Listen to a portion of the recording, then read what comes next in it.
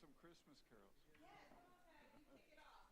Oh, come all you do. Right here, baby. Oh, thank you. How rude for those kids to tell their father. Yes, well. I was like, nah, why you bringing like Santa Claus? No, that's good. Yes. Oh, we're blaming it on mommy. I was driving and I was like, how rude is that? And all those kids didn't get everything with them. There's a lot of Christmas carols you shouldn't think about too hard because Oh yeah. they get real problematic. When I got older, Which one? it's a song. Oh, They call it Backdoor Santa. oh. It is. As an adult. Yeah. Just the title alone. Start the computer if I don't have to. I do have to. The mics are hot right now, so.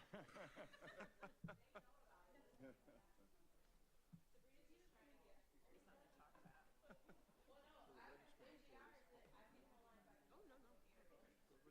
I lost my high school class. Oh, perfect, yeah.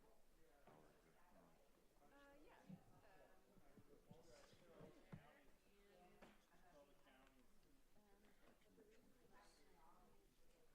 See how long this cord is. Well, this is pretty long. Oh, okay.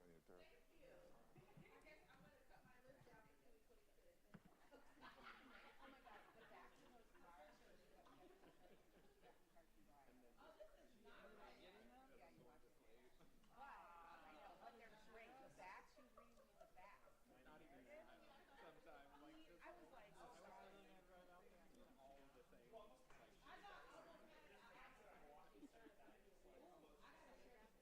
I was like, but like he put such a good, I mean like, bravo Brian, bravo. Like he put a lot of work into those guys. They're very clever. I'm not clever. I know. Oh my God. All right, do we have, hi? Hey. Yes, there are. In a very platonic manner. Regina, you guys are all benefiting from Regina's adventures in the kitchen. And she brings her experiments. I didn't know they were coming, or I would have brought them. You probably won't even get that reference, but I put it in the right place. I know nothing. Nothing. Why do I know that? No, they're Regina. So Regina has been allowing. I'm like, I think you're too young to have watched those. Come along on her cooking adventure. Yeah. So Liam wrote about this recipe in the Isthmus Word of Mouth, and I looked at it and I'm like, oh, it's a really easy recipe. I'm gonna try it. Well, allulose. There's a number of options. They're If you don't like lemon, you will not like it because they're very lemony. But they're lemon olive oil. the line for hot cocoa was I was gonna say they're not vegan. They do have an egg. findings for their right. Oh. It's an old-fashioned flavor. You're just peeling the hot. Well, I'm so glad. It was pretty amazing. Yeah. That's got to be most of the kids that live there, right? If you keep winning, they're going to find something. Keeping my energy. No. That's good. I need to spend it over the kitchen. No, it was 2022.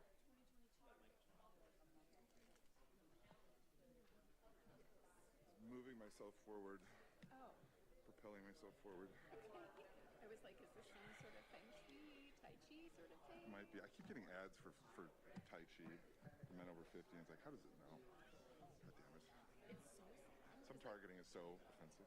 But you know, it's like, and it's not even just what you look at, it's what happens at your IQ. Yeah. So I'll get stuff like this really directed to my husband. Give me your best guesses. That's how all that, when people think your phone's listening to you, it's just other searches in the area. Generally, it's not.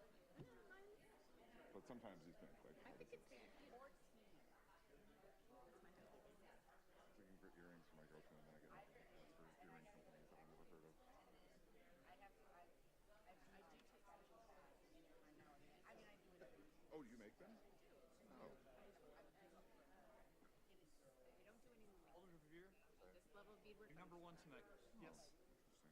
You already knew that, guys. Believe me, I thought of that right away when the special meeting was called.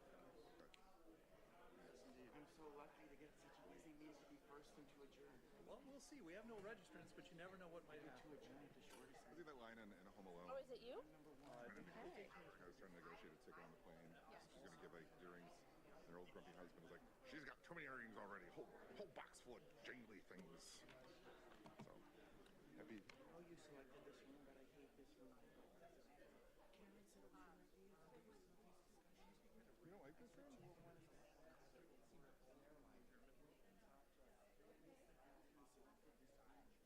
sort of, I just feel, I just tell people to really honor, like, keep my money. He's like, you know what I just told this actually, the office last week, I just Furniture isn't great, but the room is beautiful. Oh, yeah, the room's gorgeous. okay. Oh, yeah. And so I was like telling them, I was like, guys, go get Everything everyone is saying is being picked up, just FYI. never eat them. I mean, that was clearly not heard by many of us. That's generally how it is. I feel like Over there. Oh, sorry.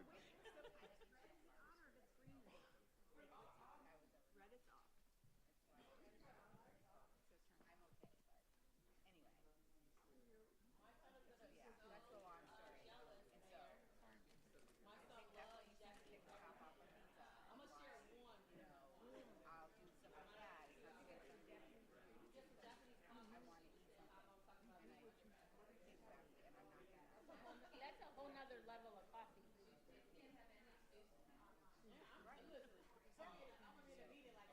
a little bit of an experiment, and that's why. I'll be curious to see what's next.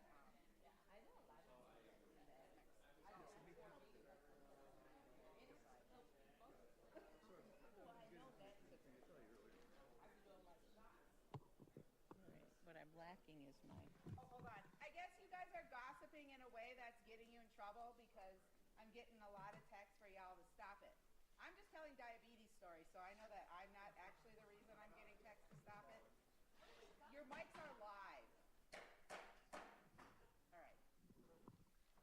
The hour of 6 o'clock having come and gone 5 minutes ago, I will call to order the Common Council meeting of Tuesday, December 16th, 2025, and ask the clerk to please call the roll.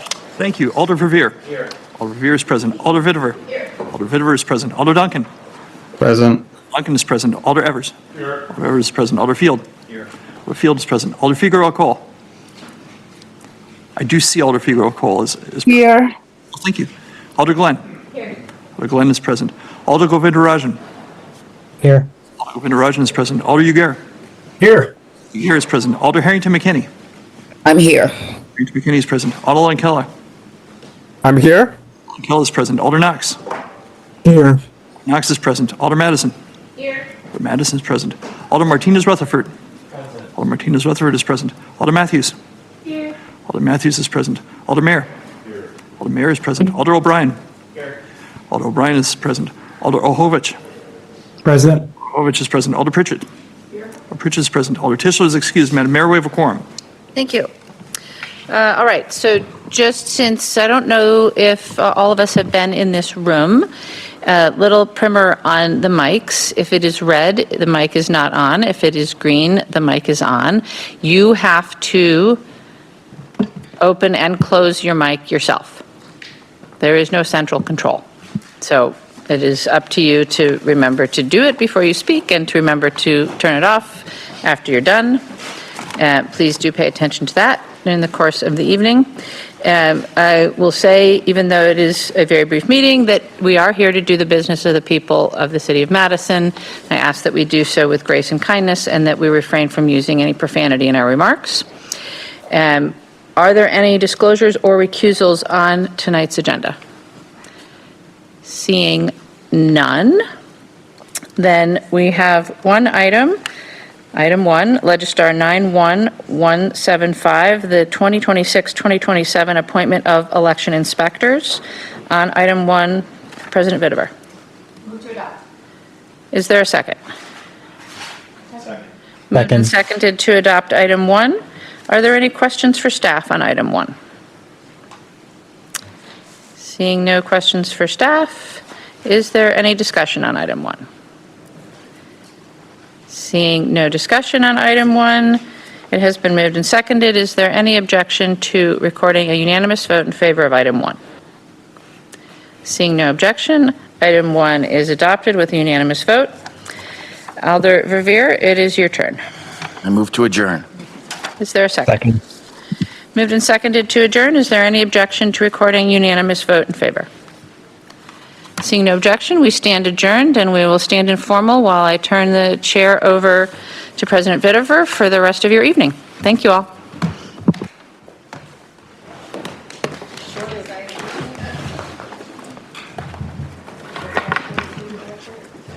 Mayor, was that our shortest meeting on record? Yeah, is that the record? Possibly. Yeah, I think it Congratulations, everybody. You did it.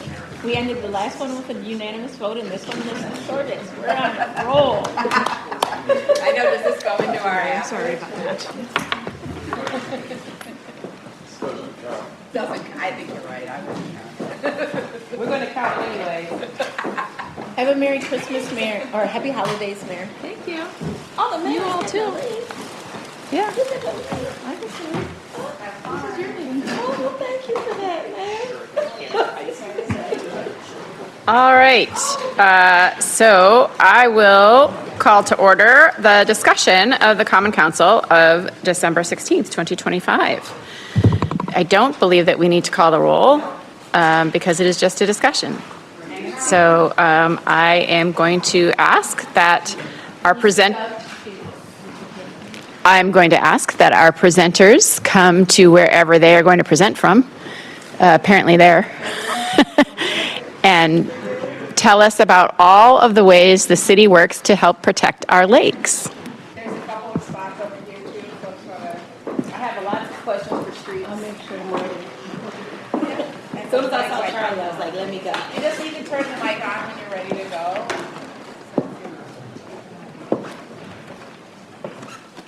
Yes.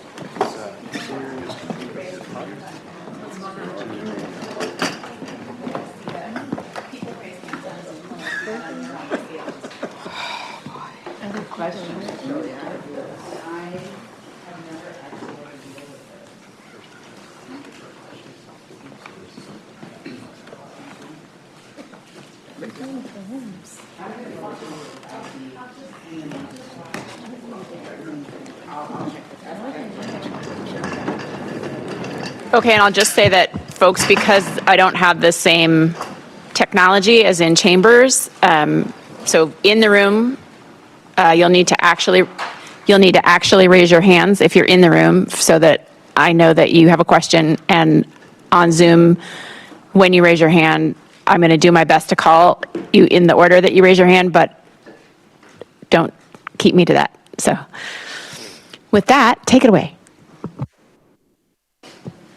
All right, can you hear me okay, or do I need to be closer? Okay, great. Just blow the Little mic bit- around to you. Okay. Is this better? A little bit? No? Just got to talk louder? Let's see. Oops. I got it. Okay, thank you. All right, one more time. Better? Okay. All right, thank you. Sorry about that. I'm Janice Schmidt. I'm Principal Stormwater Engineer in the Engineering Division. I'm here with Greg Fries, Deputy City Engineer, Charlie Romines, Street Superintendent, and Lisa Lashinger, are you officially? You're Assistant Parks Superintendent. So tonight we're going to give you a presentation about keeping our lakes healthy. So there's a lot of issues around the water quality. People are very hypersensitive to that, especially in the Madison area, because it's a resource that people love and enjoy. So tonight we're going to talk about keeping our lakes healthy. I'll talk about the impairments. What is a water and lake impairment? Common types of pollution, the Yahara watershed and the Rock River River Basin, and some of the regulations. Then I'm going to pass it off to the rest of the team, and they're going to talk to you about what each different agency does, and then our partnerships with our community leaders. Okay, so we've probably mostly seen pictures like this, the algae blooms, sediment plumes in the water, so you see big, especially after heavy rains, you'll see that sometimes. So the waters around Madison are impaired. So what does that mean?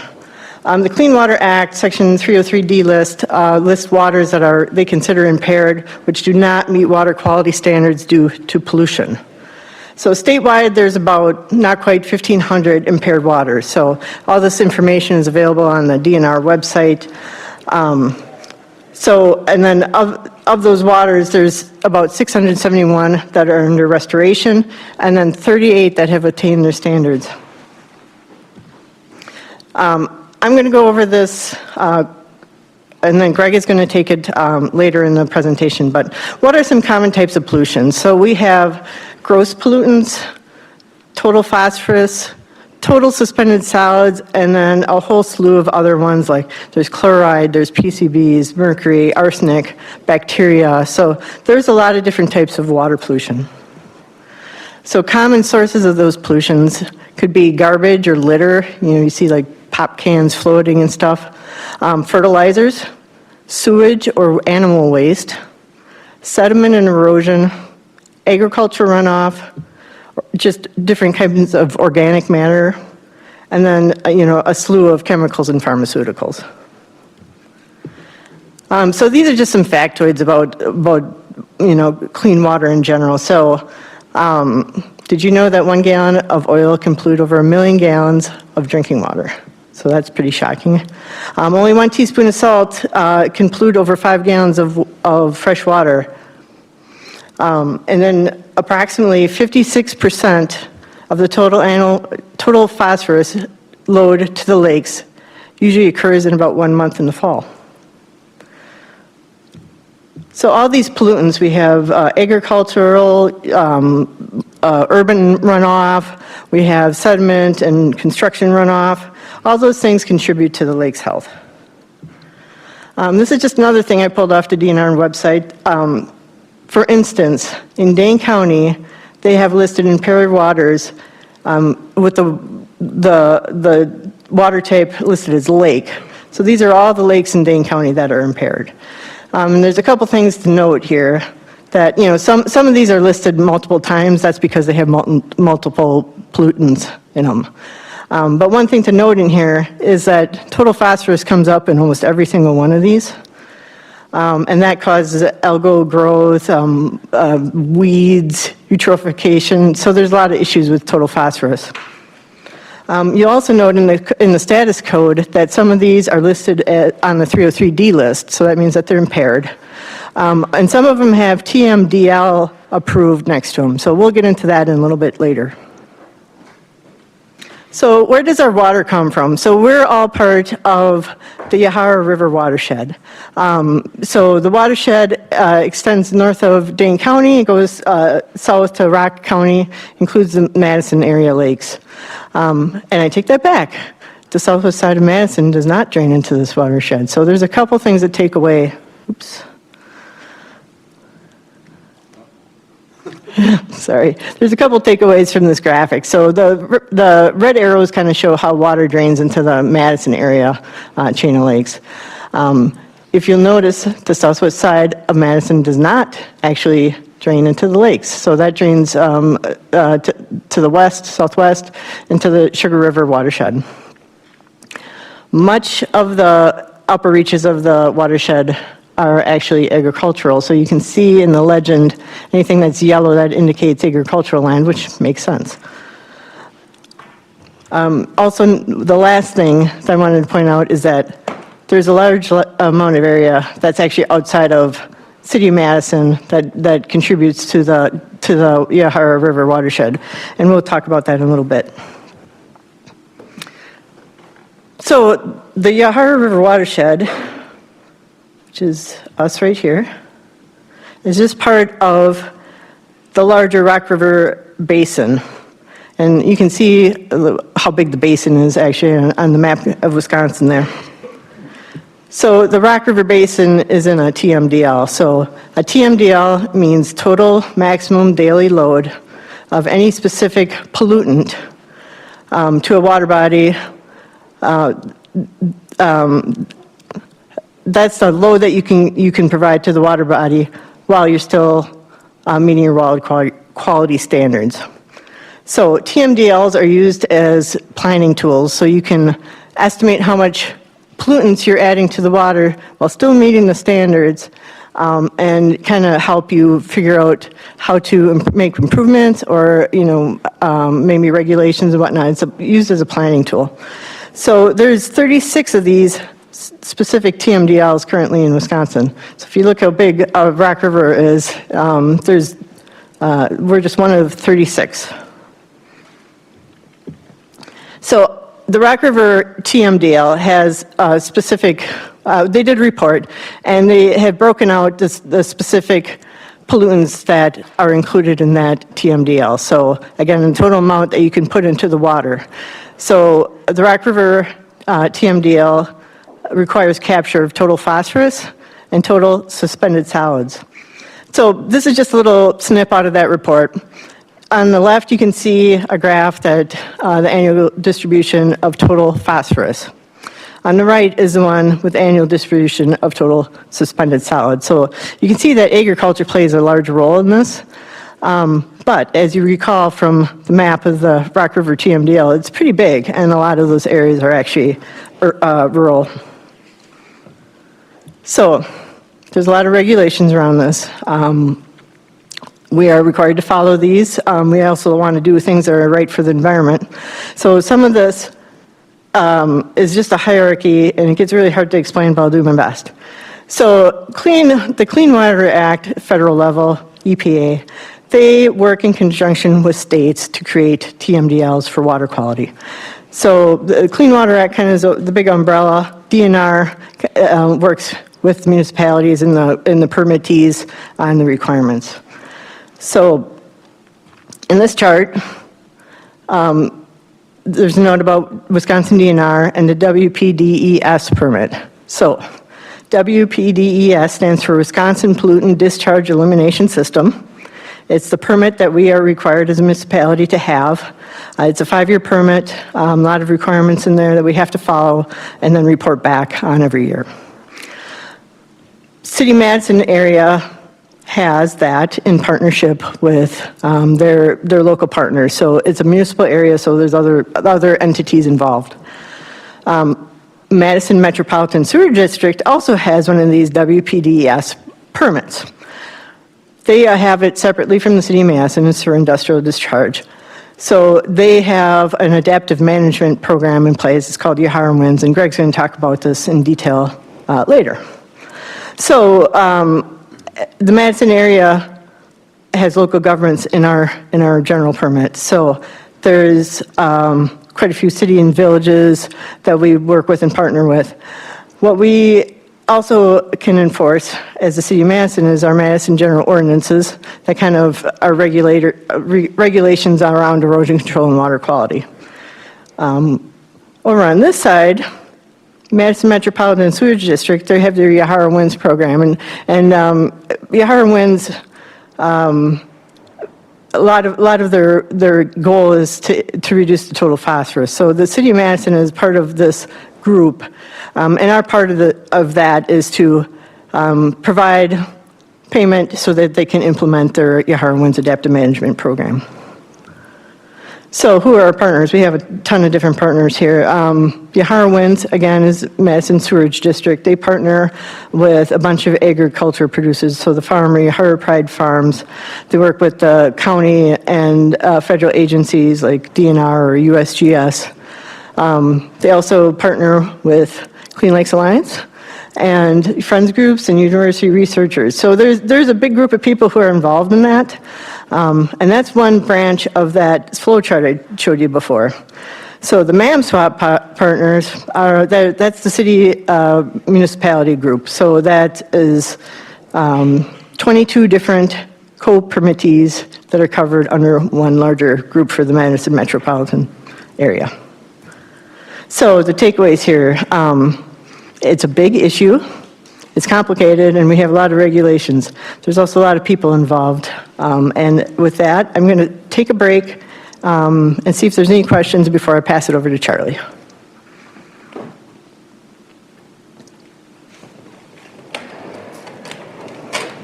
I do have one.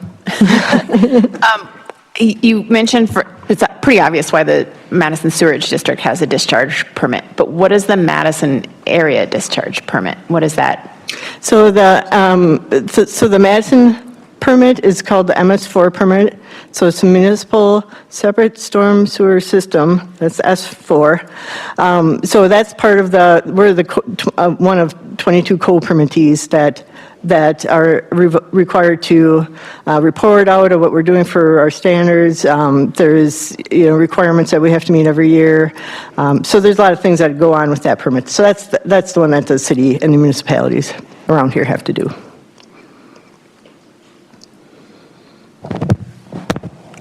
Alderfield. Are there maximum levels of pollutants that are laid out in our permit? And if so, have we ever exceeded them? You want to take that one, Greg? So for our WPDES discharge permit, we don't have a maximum. So again, this is a little complicated. There's two permits that kind of overlap each other, in a Venn diagram. There's shared ground in the middle, but they are separate. So there's two parts. So for our MS4 permit that Janet was referring to, we don't have a pound total. What we have is a requirement to remove 40% total suspended solids from the city compared to no controls. Okay, so you model the city once as if we didn't do anything, then you model it again with all the stuff we've done, and you see how close you are to 40% using, some software tools. This gets a little complicated, which I will go into a little bit more later, but Act 10, for those of you who can roll back the clock 15 years now, Act 10 prohibited the DNR from enforcing 40% and only allowed them to enforce 20%. But since we are part of the TMDL came in and over promulgated above Act 10. So there gets, what it essentially creates is a little hole in the donut, which I will describe later. And a quick follow-up, and if I'm getting ahead to your presentation, please tell me and I'll wait. But do we come close to 40? Or how close are we to 40? We are close, but we are not there. Okay, thanks. Alder Evers. Yeah, Janet, thanks for the information. Could you back up about 4 or 5 slides? There were some acronyms that were used regarding some of the pollutants. Maybe I'm sorry, not that far. No, not that one. The next one, maybe. Going too fast. Yeah, what's WWTF stand for? What? Wastewater treatment facility. Okay. Yeah, it's helpful if you explain what acronyms are, because guys like me feel dumb asking, but I think it's important to ask. All right. Thank you. Okay. Alder Okovich. Thank you, President. On this slide, do we have a similar report just for the Yahara drainage area? That data exists, but I don't have it this slide was taken out of the TMDL, and while that data does exist, it's not in a nice, neat pie graph in the report. You would have to make your own. Okay, thank you. I can just say, in general, round numbers, it's pretty, if you're looking at the right-hand side, TSS, which is what Janet and I deal with more often than not, the agriculture is about somewhere between the high 60s and the low 70s, depending on how you do the math, but it's never much different from that for Lake Mendota. and then everything, then it gets a little murkier as you go down through the chain of lakes. But if you just talk about Mendota, that pie changes a little bit, and agriculture is reduced to, say, the mid to upper 60s. Okay, thank you.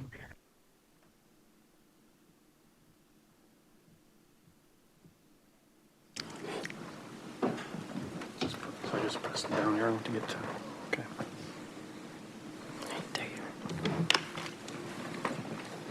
All right. Can you all hear me okay? All right. So again, Charlie Romine, Streets and Urban Forestry.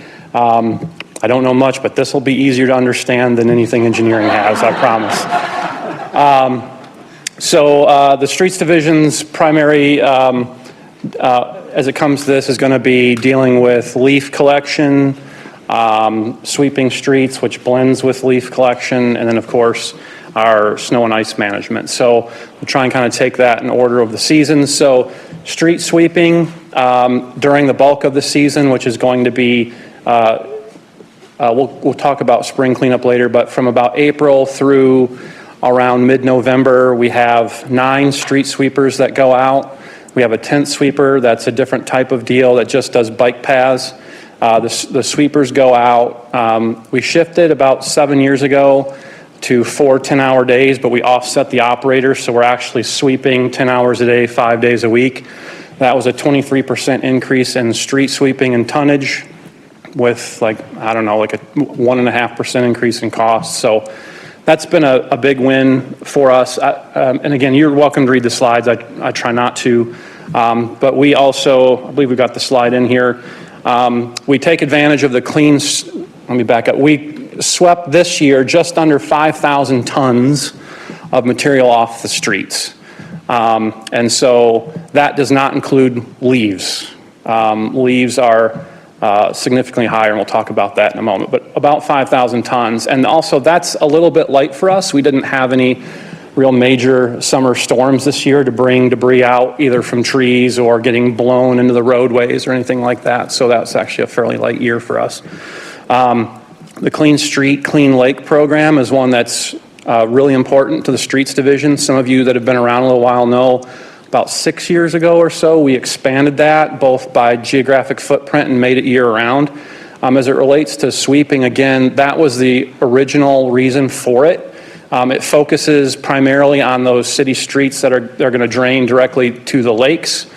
And then part of the expansion was finishing that up, but then also focusing on those residential areas, particularly Isthmus, Near East, Near West, that are heavily parked on-street curb parking.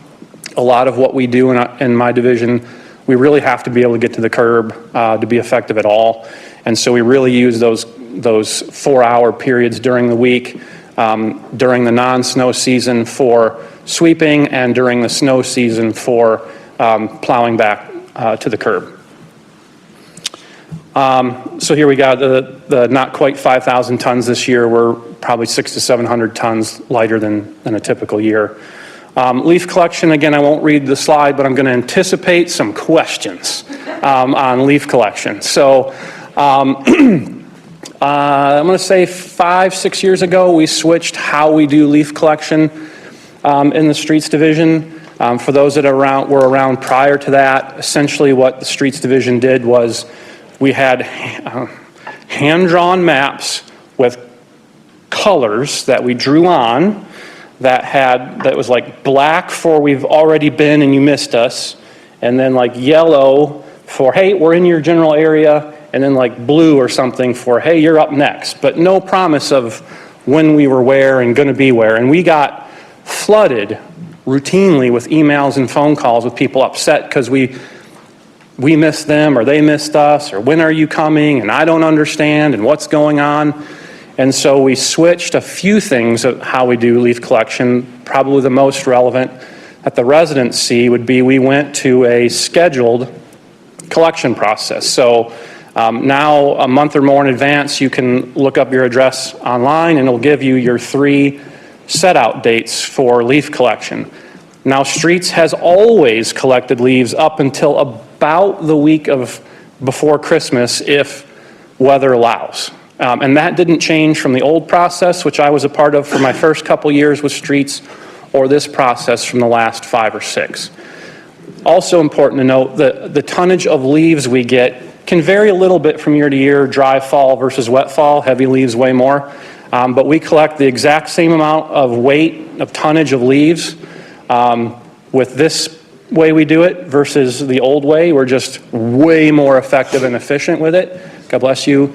And we get, I can't even quantify the fewer calls we get from residents on when are you coming, why did I get missed? And so it has been a much better system from a resident perspective and from a collection perspective. Now, this year, we got the largest snowfall in November since at least 1938. 11.7 inches officially fell. We've got more snow between that and December 10th than we had all of last year. And then, of course, we had 15 days where we didn't even hit 30 degrees. We were running somewhere between 10 and 30 degrees below our average for the first 2 weeks of December. So, of course, what that did was the people who had the last set out of the year on November 30th, who were really happy to have that as their set out date until they weren't, didn't get their last guaranteed collection. Now, that being said, up through the week of Thanksgiving, we were actually a little bit ahead of pace. We actually, a few alders know that we were collecting from that November 30th, the week of Thanksgiving, getting ahead. We were actually in a very strong position. We had collected the same amount of tonnage of leaves as we have the past couple years, year to date. And then we had, winter arrive, fast and furious. And so, whether this process or the old process, we have always been pushed to do leaf collection in December. Always. And we always do if we can. Unfortunately, if you've been in the upper Midwest for any amount of time, best laid plans get laid low by the weather sometimes. And so that's where we're at now. There's a lot of leaves to pick up. No one's happy about it. We sure aren't. But any thought that, hey, if we were just doing it the old way, I can promise you it would be the exact same problem. It might be distributed a little different, but there would have been a lot of people very upset that they didn't have leaves collected after Thanksgiving.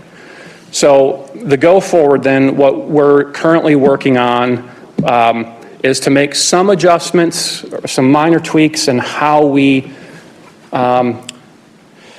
set jobs in the spring. We're working with our labor partners so we can be in a better position so that if March is friendly, we can add some leaf collection in March, which typically we would not do. We would typically, what we've been doing is a round of collection in April and then a round of collection in May.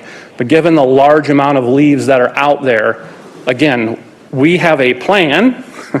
We will see what the weather does in March and early April. But if it is cooperative, our intention is to go out and start picking away at that.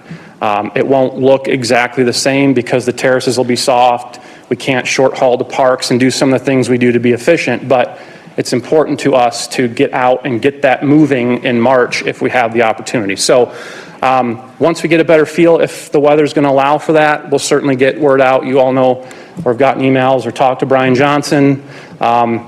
He's an effective communicator, and so it is our hope to be able to do that, but really we won't be able to commit to that even until maybe a few days in advance. Our intention is to start with anybody who had a November 30th set out date and then work, from there. So maybe that heads off a few questions. And so then there's where we are now, which is the winter time. So this past winter, of course, as you're all aware, was a relatively light winter. However, that can be a little, when it comes to putting down salt, it's really kind of funny. Before I came to streets, you wouldn't realize. So that 1.5 inch, 1 3/4 we got this last round that was super, super wet, we put almost the same amount of salt on that as we did the 12 inches we got on November 29th. How it falls, dry, wet, temperatures, it's really pretty incredible how that works out. If you go back 10 or more years ago, the streets division was putting down anywhere from 10 to 14,000 tons on the streets on an annual basis. We've been flying somewhere between 6,500 and maybe 9 in a bad winter for the last 10 or so. We really walk a fine line here compared to a lot of communities, both with our practices and policies, but also just trying to live the values of not just salt until you see bare pavement. Some of our residents appreciate that, some of them don't. It can impact different streets a little bit differently for sure. These concerns aren't new. This policy has been in place since the late 70s. Just so you're all aware, this has been the way Madison has done it for a long time as far as what streets get salted, the salt routes, and which ones don't. And then if it is a salt route, how that impacts plowing operations versus residential streets, and how that impacts plowing operations. This is a map of the area salters. UW-Madison is in the green.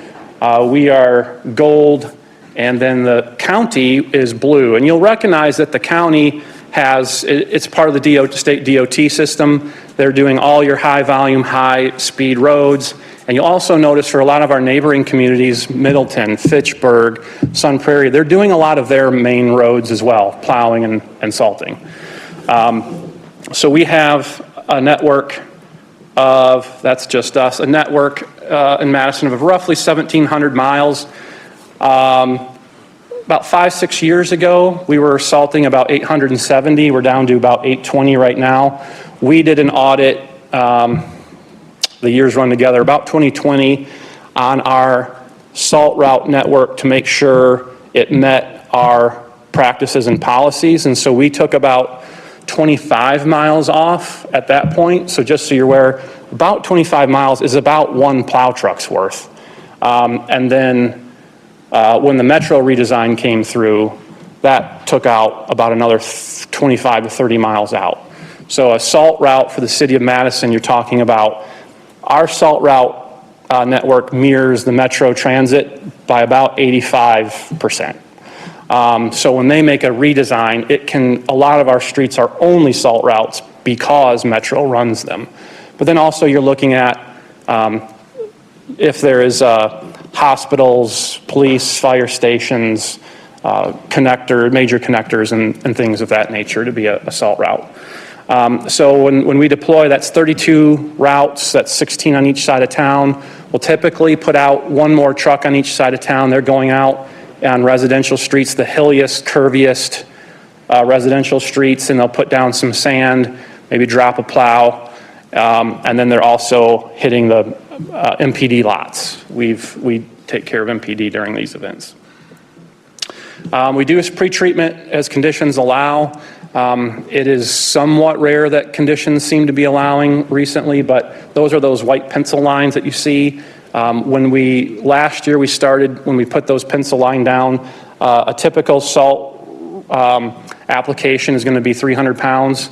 We put down 200 pounds after this, and it's about a 30-pound savings.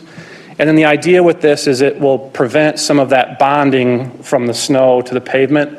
And so in certain events when you can do this, it might prevent you from having to go out and put down one last round, not always. But there are some benefits to doing this when you can, but again, the conditions have to be right. So as I mentioned, the top left here, the route evaluations and reductions, I touched on that earlier. On the bottom left is Phil Gabler from engineering. He comes out and does some SaltWise training for us. Allison Madison with Wisconsin SaltWise will come out and do some training for us, for our operators and any new supervisors. And on the right side there, something we've really been emphasizing in the last 7 or 8 years is equipment calibration. That's both kind of old school calibration, but also on the bottom right there, when I got to streets, one of the first things we did was put weight scales up for sand and salt. So that in combination with our GPS, we now know how much salt for an event or for a season that we put on a particular salt route in a particular watershed and a well district. We can answer those questions. It also will then throw up a red flag if we think a route when we run it, should put out X amount of salt. If it's, a degree out of that, it'll kind of red flag for us like, hey, something happened. Your equipment might be out of a calibration, or you might have had an operator leaning on the smash button or something along those lines. But it gives us a indication that, hey, we need to look into why this, jumped off the page and came in either really heavy or really light. And efforts to make continuous improvement, bluntly, we are, unless there's going to be some massive technology someday breakthrough, we're very much in tweaking world. So on the right side here is a pavement temperature monitor. That has been around since our grandfather's day, but this is not your grandfather's version. We've got about a half a dozen of these in Madison streets. And some aspects it's worked really well, and others maybe not quite what we'd hoped. The interesting part is it measures the pavement temperature, but it also is connected, and so it is tying into a forecast and telling us in real time at specific periods in the future what it expects our pavement temperature to be. It will also then read if there is moisture. The part that hasn't really hit the way we hoped was that it was supposed to be able to read our salinity in that moisture and then tie into your forecast and tell you, hey, the grip of your road based on the salinity in the moisture and the pavement temperatures we're forecasting, you're fine. Or hey, you need to maybe go out and put a little more down. That part hasn't been so great. But what it has worked better than we thought is what you can do is you can set it so that if it's got at a certain pavement temperature, it reads moisture and it's predicting it to drop below a certain level, it will send an alert to your phone and wake you up or whatever to say, hey, you might need to check out what's going on before you get behind the 8 ball and fall behind. So good and bad. I mean, not every new thing works perfectly, but it's been interesting. My hope is in the future it'll be better on the salinity side as far as measuring grip. On the left is a little more low tech. That's a plow blade, obviously. It's got 12 1-foot sections underneath that trip independently. Those blades tripping isn't all that new. We tried something akin to this my first years in the streets, but they were like 3-foot sections. One thing that is different in city streets versus county highways and interstates is we have a lot of imperfections in our road, right? We have manhole covers, we have the metal plates that water puts out, or whoever that's digging in the street put out. Our streets are wonky and wavy, and so what this does is it trips a 1-foot section rather than maybe the whole plow or a 4-foot section. And so what that does is allows the plow to sit a little lower and cut better. As you can imagine, it's also quite a bit more expensive. We deployed this last year, and we really didn't get any snow to try it. So far this year, we've had some. And so we're very much still kind of testing it and seeing if the juice is worth the squeeze on it. But really, it's just to point out that we are constantly seeing what is out there that seems like makes sense to try in Madison to see if we can make improvements. And then back to the spring, I will tell you, having been in streets 8 years, nothing makes you happier than when our street sweepers that go to Milwaukee for repairs in the winter come back in February. It just warms your heart because spring and spring cleanup is around the corner. In March, once the weather breaks, we'll run 16 hours a day on 2 shifts.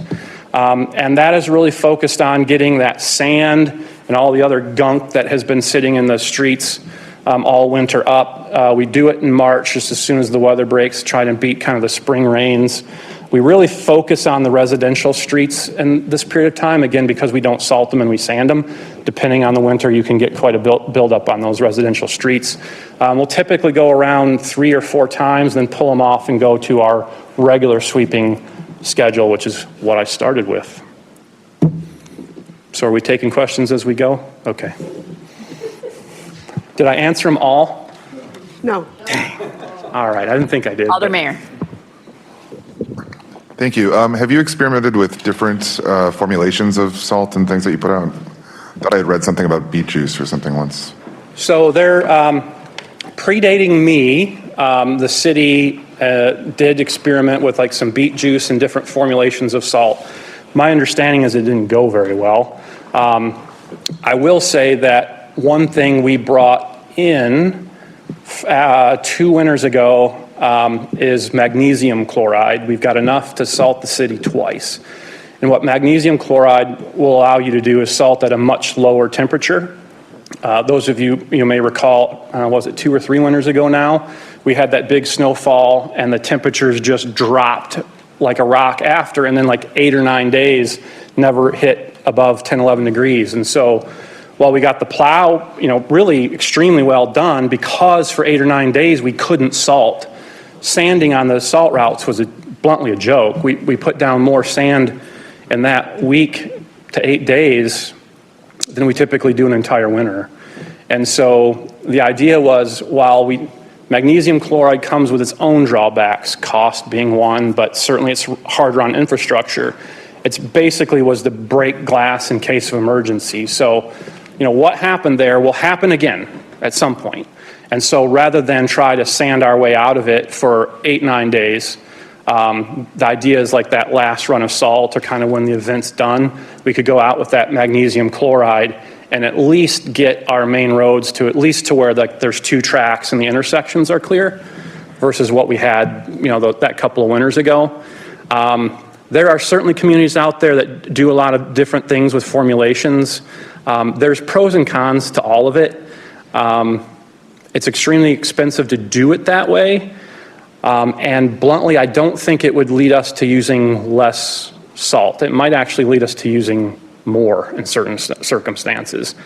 And I think that if we were going to ever explore, and I'm not recommending it, salting more of the city, that would make more sense to explore. But with the way we do it, I think with the rock salt, sand, and then with this magnesium chloride in our back pocket, we're in pretty good shape.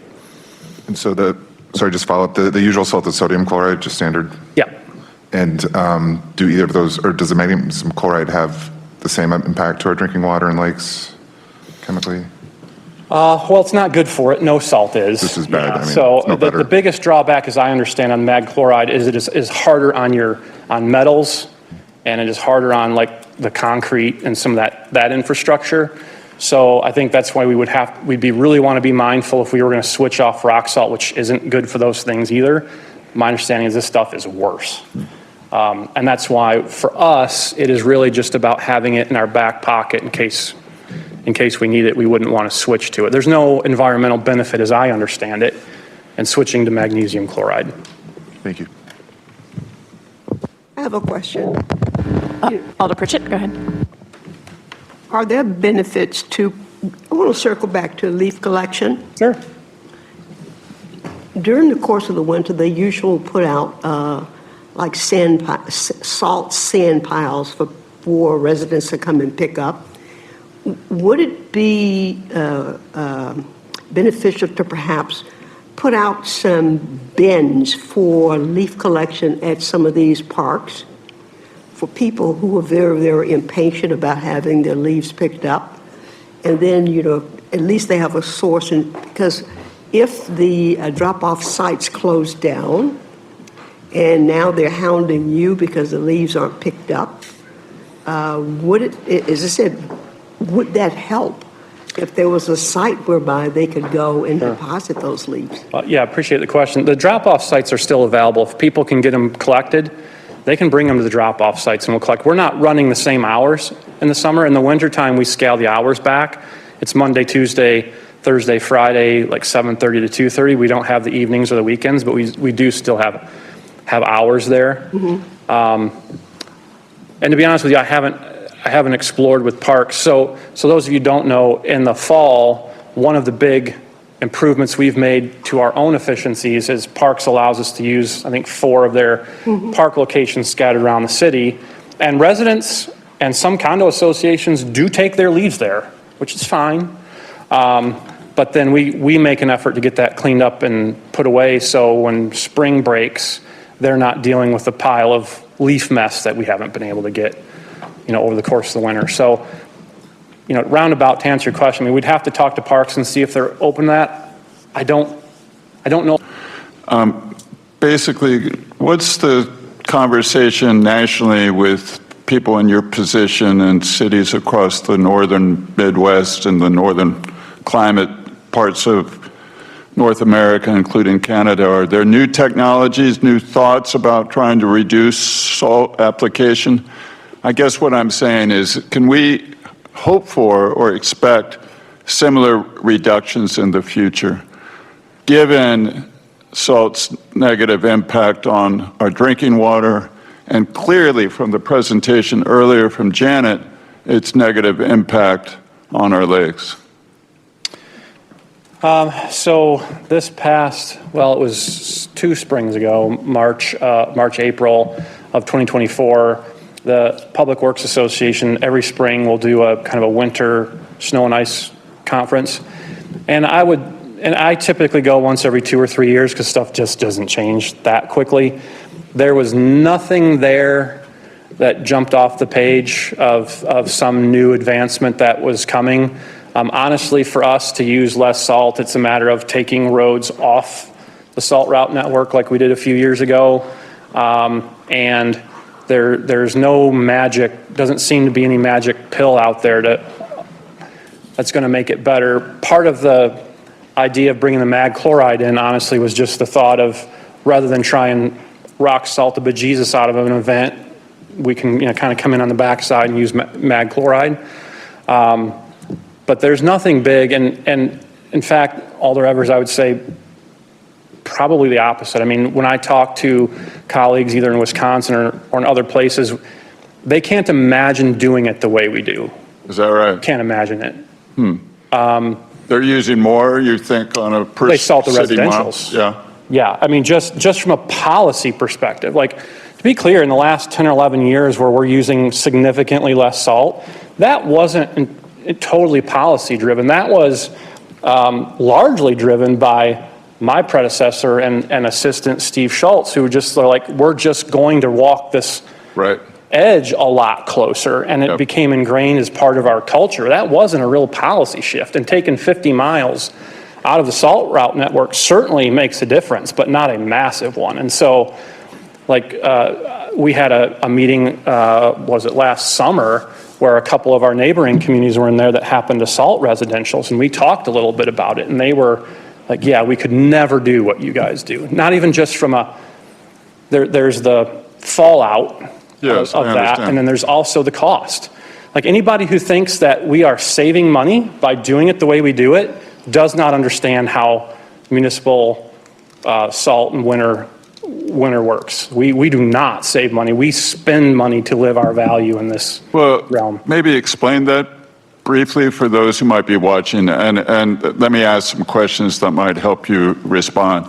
When you say that we're not saving money by cutting back on our salt routes, does that mean we're plowing more often, or is it equally expensive or more expensive to, say, apply sand as opposed to salt? So rock salt is cheap. And so I'll give you an example. So the last, the events we've had that stacked up that, about 15, 16 inches. If we could have gone out one time, plowed out the residentials, dropped salt, they melt off, and you guys are on bare pavement, we're done. But we've been working until the last 3 or 4 days. We've had people on overtime and on nights going back. Some of you might remember on December 10th, we went out and basically did another citywide plow because those streets fluffed up enough that we went out and we grabbed people from parks and engineering and streets, and we went out and plowed it again. Well, if we had salted it, we wouldn't have had to do that. If we had salted it, we wouldn't have people on tonight. We wouldn't have had people in Thursday last week going through because it was fluffing up, because it got just warm enough, going out in area sanding and plowing back, it would all be gone. And so that is something that the city of Madison, I would say, puts its resources where its mouth is when it comes to living a virtue of, like, we live over top of our drinking water and we care about the lakes. And so rather than look, I would sleep easier at night. I know Roger would if we just turned the salt on, ran at water and went home. We would all sleep easier, but that's not how Madison wants to do this. And so staff time, overtime, equipment costs way over exceed 90 pounds a ton of rock salt versus if we could just lay that down one time on a residential street and be done. So, I mean, I hope that answers the why it would be cheaper. So, like, that's what I say. Anybody who thinks that we don't salt residentials because we're trying to save money, boy, it couldn't be further from the truth. Well, last question, and I'll let others pepper you with questions they may have still. I think this is really important, because I'm sure you get a lot of criticism about the way things are done. Not that many people who are thanking you for the good job that you all are doing. Isn't part of the story, though, that we need to learn to drive on streets that are not clear pavement? We need to learn during wintertime to be more cautious when we get in our cars and deal with the fact that they're going to be snowy and icy? Yes. Isn't that something that we just need to accept living in Madison? And this idea of having a clear pavement is kind of silly. Yeah, I don't think you have to go much further north here in Wisconsin or even in Michigan where I came up, where people had snow tires, had winter cars, had an expectation like in the winter you're oftentimes just going to be inconvenienced and have to allow more time to travel around. Now, I don't know that in cities much like we're really good at telling residents some of the hard news sometimes. I know it's tough at my standpoint, and there's plenty of times myself or Brian would love to tell people, like, you needed to leave earlier. Right? Like I know that you have a time schedule from everything, but winter doesn't always cooperate. So yes, the answer is yes. But people have expectations, and and I think the other thing is, because like a couple things don't help us, because we have so many people come and go, right? They come from different climates with different expectations, or maybe they cut through communities that salt everything, and so they see them get clear at different periods of time. They assume that we are doing something wrong or have made mistakes. And I will tell you, 90+% of the snow and ice complaints we get, people are complaining about the service level, but they don't know it. They think we've made a mistake. But actually what they're griping about is, I disagree with your service level that led to this condition. And then they're not always in a position to hear, maybe don't take the hill out of your neighborhood, maybe go out the other side where it's flat and drive around. They don't appreciate the constructive thought always. Well, thank you. Thanks for your answers. Alder Glenn. This is my first winter of being an alder. I just want to say that up front. Congratulations. You're off to a fine start. Last winter would have been better. So question. So I'm over on the north side in 18, and I heard you say about like bus routes. And then I just heard you say you just went back out, because that was going to be my question, is so like I live on School Road, and it's still like a lot. Know why. Yeah. But I would love to ask you, it gets compacted, and because of that, the lift, and then you have to go back out would be the answer? Yes, so yesterday, today, tomorrow, because the temperatures are going to be favorable, so what we'll do is we'll send, we call them, districts. So basically the trash districts, right? There's 5 of those on each side of town, so 10 in total, and we'll put like a couple of people in trucks with sand in each of those districts. And what they will do is then they will go out onto our non-salt route roads and look for where people have moved out, and they can plow it to the curb. They'll look for spots that we know get compacted, either because we've got reported problems, or like our trash truck drivers and recycling, they tell us too, they're driving on the same streets, tell us it's bad. And so we go out and we hit those areas, plow them off, sand them, and just keep, picking away at it. I would say these last 2 weeks have been probably the most frustrating couple of weeks we've had in a while, because we had so much snow and then temperatures that just dropped out so cold so long, we weren't getting any of that release or delamination to plow off, and now we're finally getting it over the last couple of days. And that's where, I'm mentioning and I'm not suggesting we should, but if we just salted it, it would be a lot cheaper, because we wouldn't be doing any of that. But doing it the way we are, again, is more responsible for the environment, more frustrating for some of our residents. Okay, and then second question, big park around me, big one, Warner. City does the sidewalks? Around the park, yes. Yes. And then what is the rule for how quickly sidewalks? It's after street, so after the 24-hour of fall, what's the rule? So the rule is 24 hours after the snow stops. And so typically what building inspection will do is they'll wait. The city responsible sidewalks are done by streets, parks, and engineering. And so typically building inspection will wait until they get the all clear that the city has gotten their responsibilities done. And then BI will go out and start enforcing any complaints they get that any private sidewalk responsibilities. So now that doesn't necessarily mean like a path that cuts through a park has to be cleared. Right. But the official city outside, sidewalks would yeah. all have to be done. And I would say 95% of the time the city hits that mark. Sometimes the exceptions might be in the last couple of years, there have been a couple of times where we've had those larger snow events and we've asked like engineering or parks to help us get streets done. And so they've pulled some resources to help there. And so maybe the sidewalks got done in 28 hours instead of 24. But that's how it works. So each of those three agencies have an assigned geographical footprint in the city for non-streets clearing, which would include your bike paths, sidewalks, non-BRT bus stops. Okay, thank you. And last question. So just to be clear, there will not be any leaf pickup this year.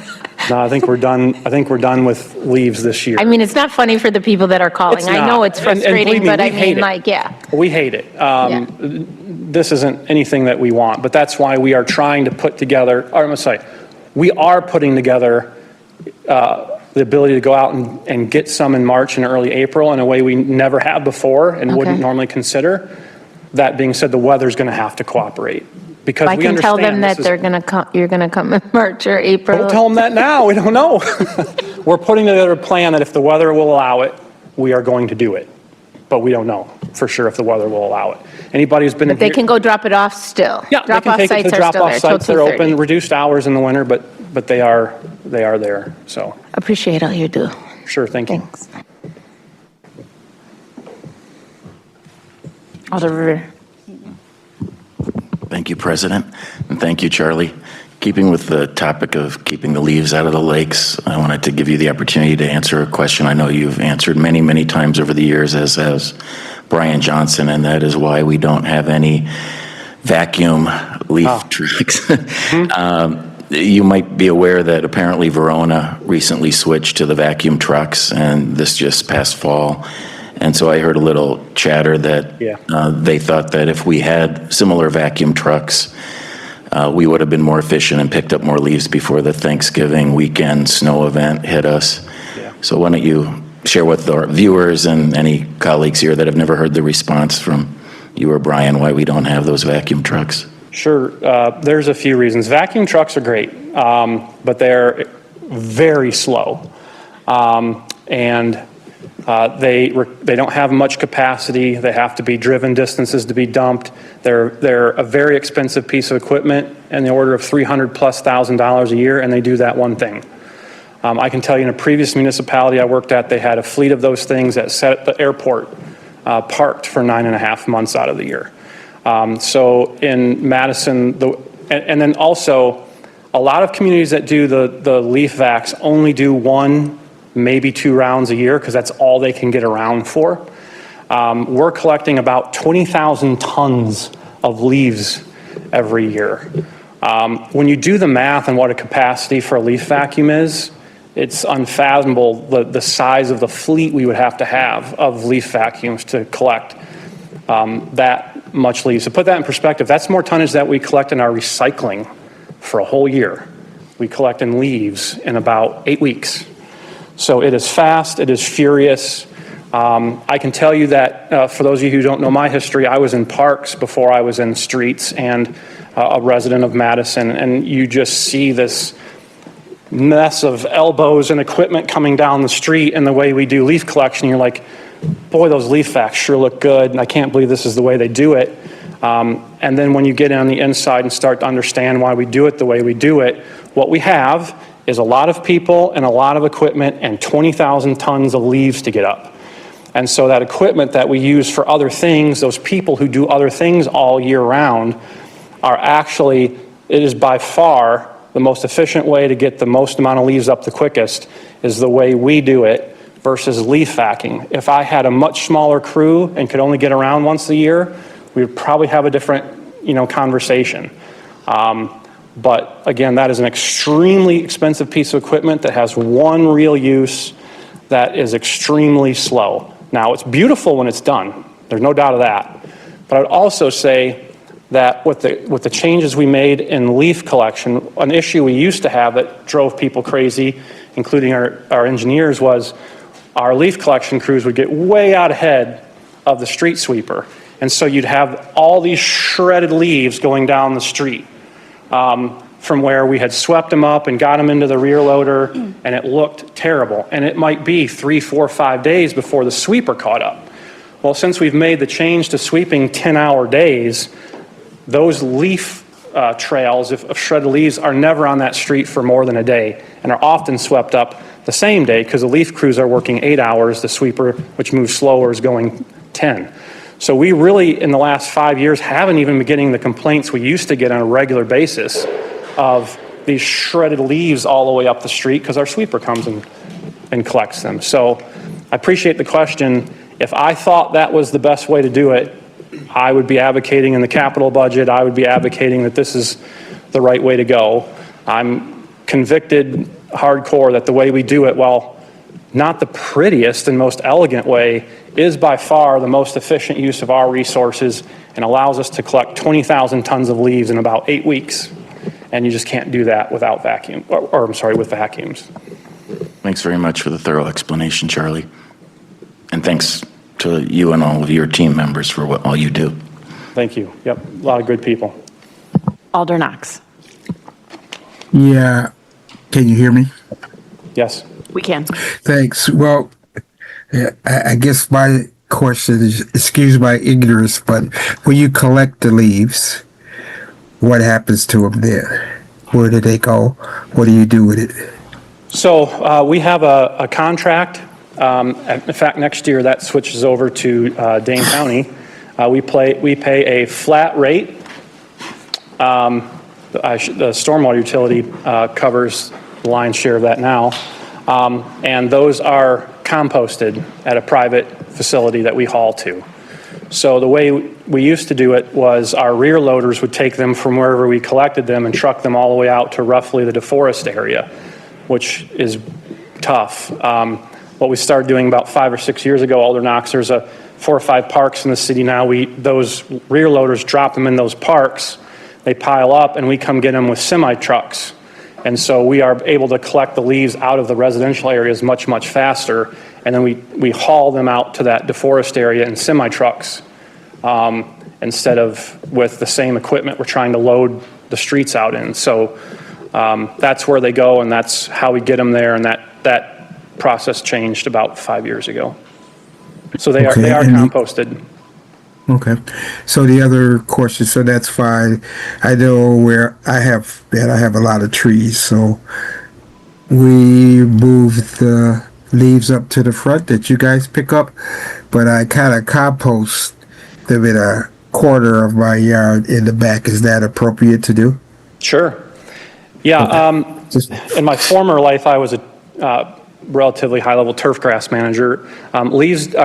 Lawns don't mind leaves if they're chopped up, so long as the grass can still get sunlight and air. So, yeah, if you've got a heavily treed area, you probably can't mulch them all, but you can certainly mulch a percentage of them and then put the rest out to the curb or get them to the drop-off site. But leaf mulch is a great fertilizer.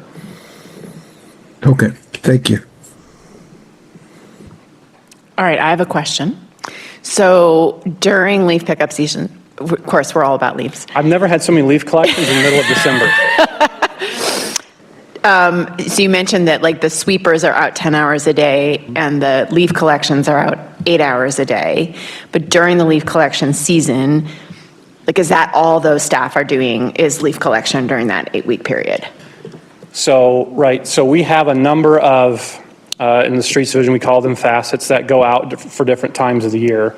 For October and November, some of those slow down. Like, for example, we do all the median mowing in the city now. So that's something that wraps up right as leaves are ramping up. So those folks go in, are dedicated solely to leaves. We get typically a couple seasonals or so from Parks, that Parks is done because their season's wrapping up. They come over. And then we have some other work facets that don't go out or don't go out in the same veracity. And so those are added on to leaf collection. So at our peak, we'll have about 12 leaf collection crews out on each side of town. And so that can ebb and flow a little bit. Every day. Every day, yeah, Monday through Friday. And then we will occasionally work a Saturday here or there if we fall behind our schedule or if things are particularly full. Like we had expected this time on that November 30 collection to work that first Saturday in December. And well, that didn't work out, but that had been our intention. But so we do not fail to do more leaf pickup due to cost. It's that we literally have every single staff member that we can doing leaf pickup during the period that we can. It's that we have a compressed period of time Have such a small. in which leaves fall and then the snow flies. Right. I've certainly seen some things out there online or whatever. I don't know what I would do if I had 10 more people. I wouldn't have equipment to put them in. Or if I had the equipment to put them in, it would sit 10 months out of the year, right? So again, I think some of that is born out of this idea that because we're doing it on a schedule now, we're doing less. That's why I wanted to make the point. We are collecting the same amount of leaves now as we did before. The difference is our residents know when they're coming. The one thing we're having a hard time getting people to understand is just because we're kind of guaranteeing 3 collections doesn't mean we stop. We're still going to collect leaves into December if the weather allows, but they're assuming because we're trying to guarantee those 3, those will be the only 3. Like, no, it is good work for us if December's quiet to continue collecting leaves. Now, although we won't necessarily send 12 crews out on each side of town, like we'll moderate that based on how many we think we need to get the job done. But yeah, I wouldn't, if we had more people and more equipment for 8 weeks? Again, we're on it. We were in good shape this year until we got the largest November storm since 1938, and then had 14 days where we didn't see 30 degrees to melt anything off. So I don't think that's, if I'd had 10 more people and 5 more trucks, we still would have had the same problem with the weather.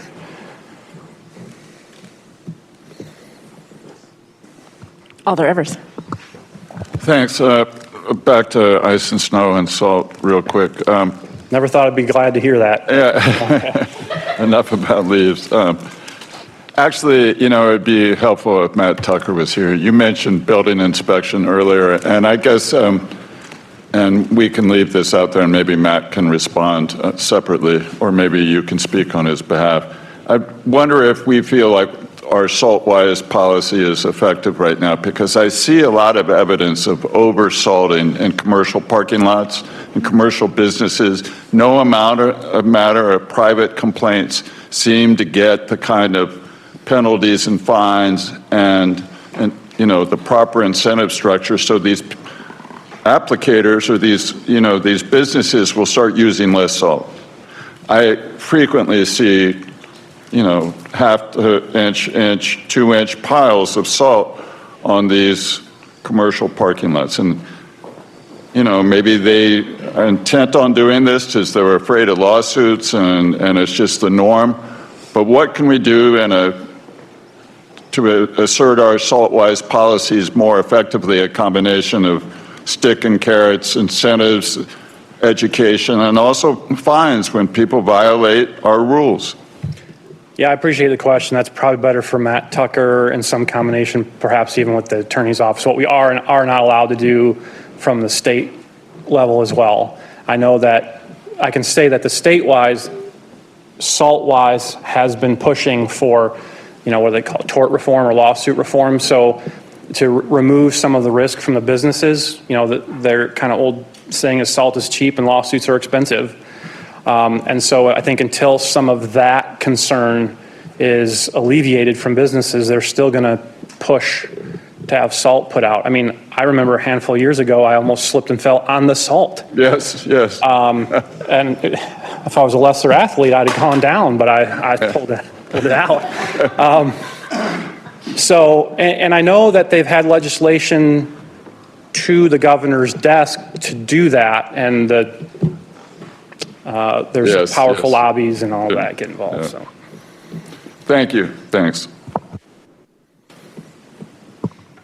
Alder Knox, is your hand still up from before, or do you have another question? I'm going to guess that his hand is still up from before. All right. Seeing no further questions, we'll move on to the next presenter. Thank you.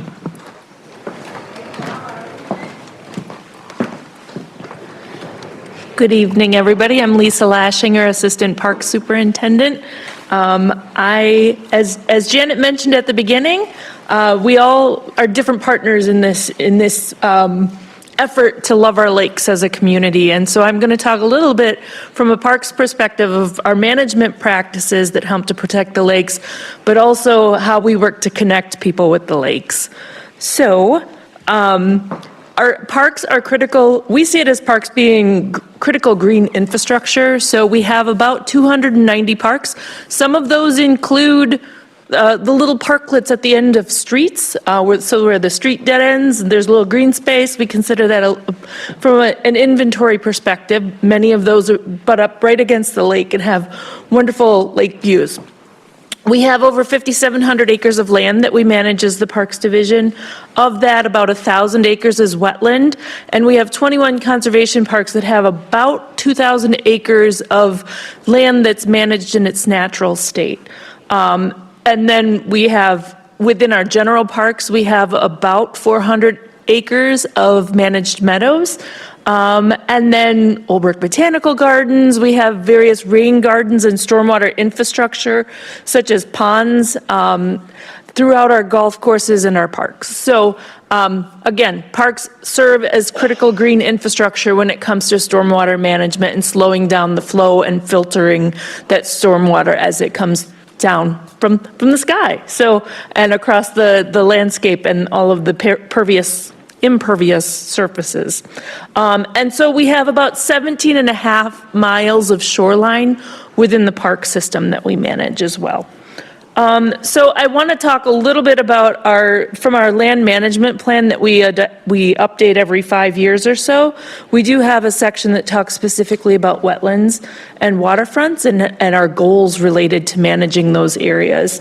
So we want to prevent shoreline erosion, really reduce runoff of stormwater, regulate the movement of geese and waterfowl, especially away from areas frequently used by humans to reduce that conflict. We want to protect vulnerable species that live in the water areas, and then also create safe spaces where the community can connect with the water. We do have landscape buffers along all of our water edges. We try to maintain a 10 to 15 foot buffer strip of native landscaping along our shorelines in our various parks. And we also want to touch briefly on the integrated pest management approach that we take to managing geese, especially at those heavily used waterfronts where we might have more of that user conflict. The goal is never to it would be impossible to try to manage all goose interactions, but we want to try to make sure we don't have large populations of geese hanging out where people want to hang out, at beaches especially. So we do, further from shore, we also play a role similar to what Charlie had talked about with leaf management. And again, he's the turf expert as well. So we do, wherever possible and throughout the majority of the park system, we mulch our we mulch both our grass clippings but also our leaf clippings and return them to the soil wherever possible. But in areas that are really heavily wooded, such as the Forest Hill Cemetery, we have a lot of oaks there, and we have a ton of leaves that collect in there. So we actually go in and do a modified version of leaf collection compared to what Streets does. So we do balance our active recreation areas with the natural landscapes. So we have turf that's cut every week, every 7 to 10 days, so that we can use those spaces for active recreation. That still plays a vital role in filtering the water and slowing down the rain flow. But then where we can, we've incorporated natural areas. And so this graph on the slide shows how we've increase the number of acres. It shows the number of acres of natural landscape and managed meadow areas that we've added to the park system in the last 4 years. So you all adopted I'm moving on to how we work to connect people with our lakes. So one of the most important things we can do to protect the lakes is make sure that our community loves them and sees the value in them. And so the more we can physically connect them with the spaces and get that helps us to protect them as a community. So you all adopted our park and open space plan that will be our 25 to 2030, basically 5-year strategic plan. And one of those 12 recommendations that we have within our park and open space plan is to improve public access to lakes and waterways. And so I'm going to touch a little bit on each of the 4 actions that we're already doing related to this specific recommendation. The slide to the right, the map shows where we have parks that touch waterways. The really light colored green is the shoreline, obviously, but we have 56 parks within the system that have shoreline access.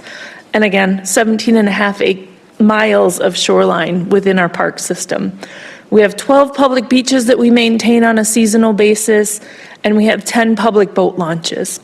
And then we also install year-round seasonal piers that people can use to access the lakes for a variety of reasons.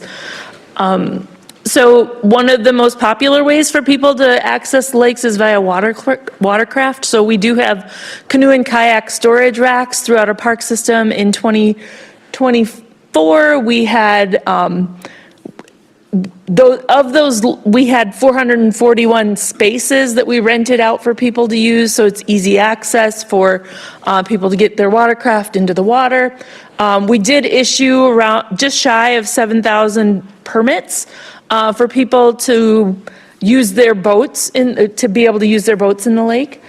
We do have a mooring field at Marshall Park. And then we have various agreements that really help to connect both private property owners as well as commercial entities to be able to better access the lakes. So that can range from pier installation companies that come out in the spring and in the fall to install private piers for residents who border the lakes, but also heavy-duty construction permits for those contractors who are doing shoreline restoration work.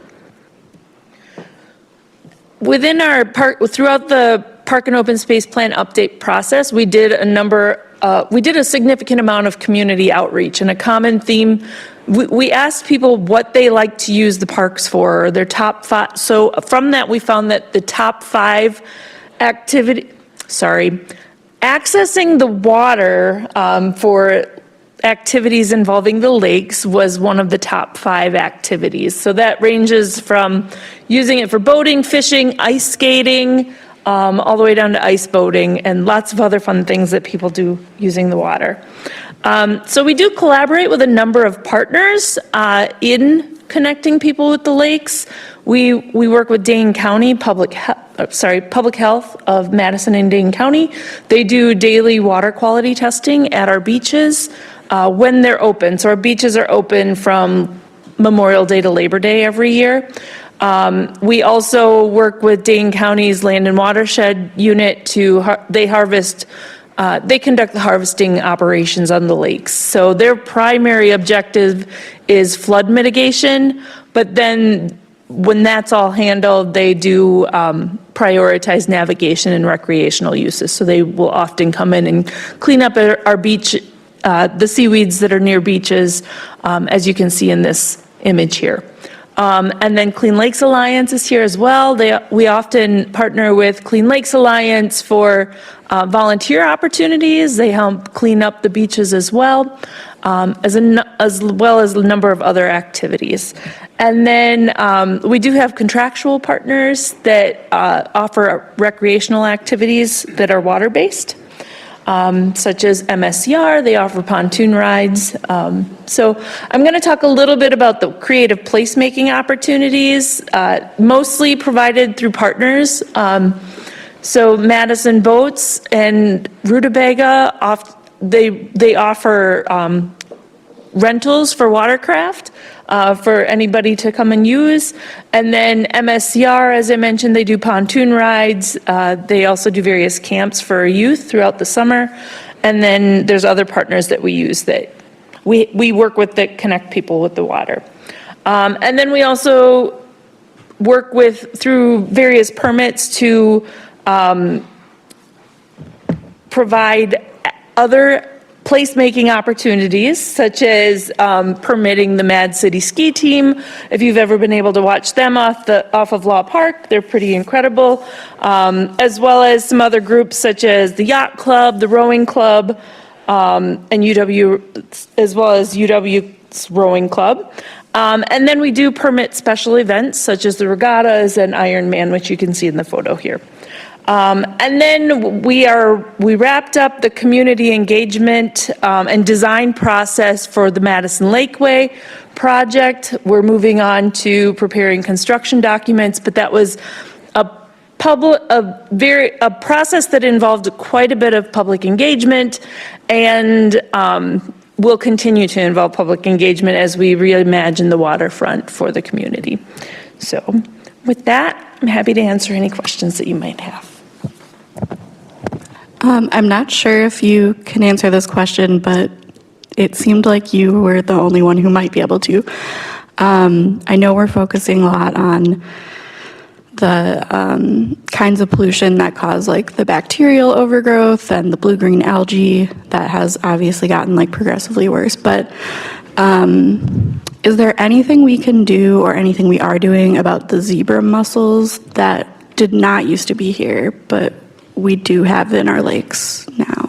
We do have educational signage at our boat launches encouraging people to make sure their watercraft are cleaned off when they exit the water, just to make sure they aren't transporting those invasive species from lake to lake.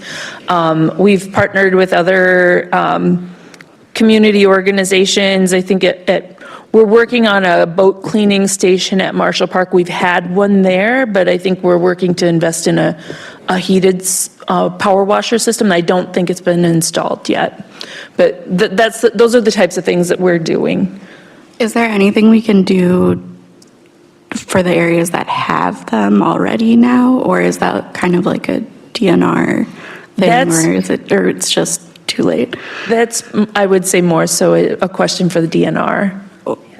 They just are so sharp, you guys. It's bad.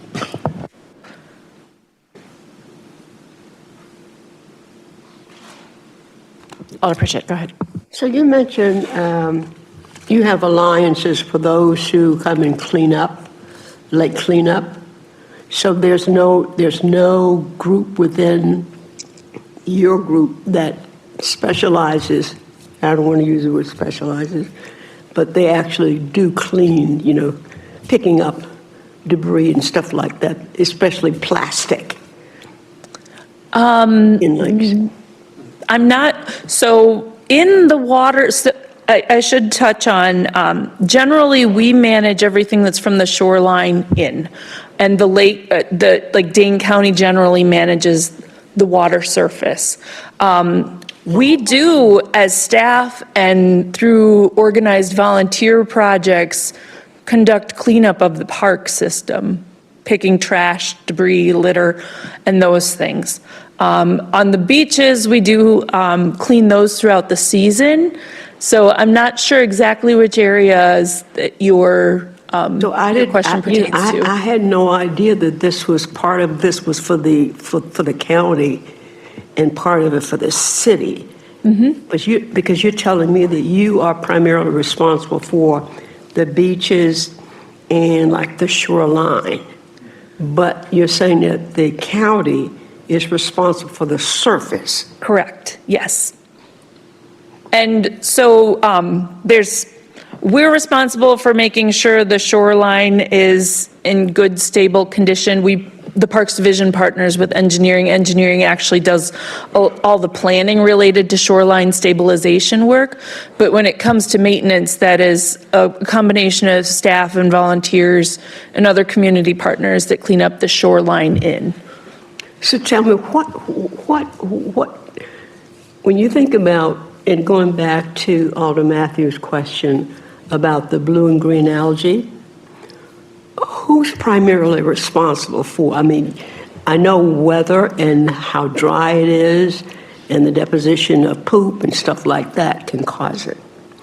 But if you had to single out one thing that is a cause for some beaches being closed down, who's the responsible party?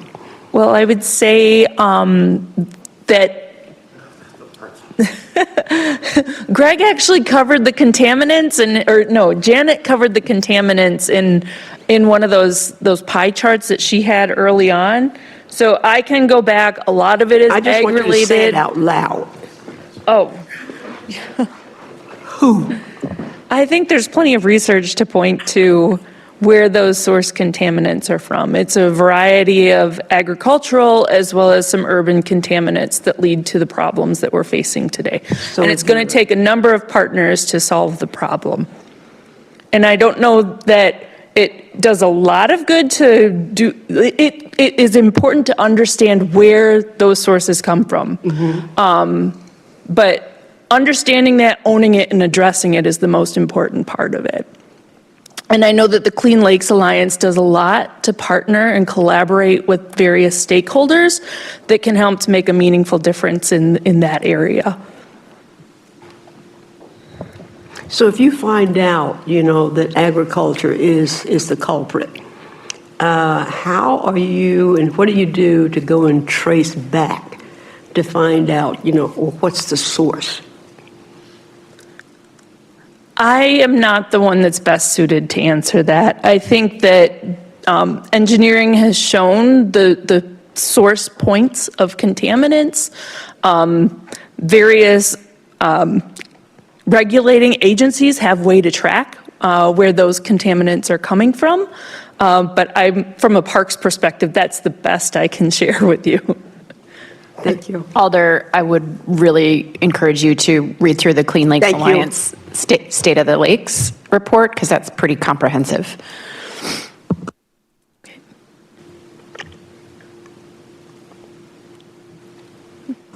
All right.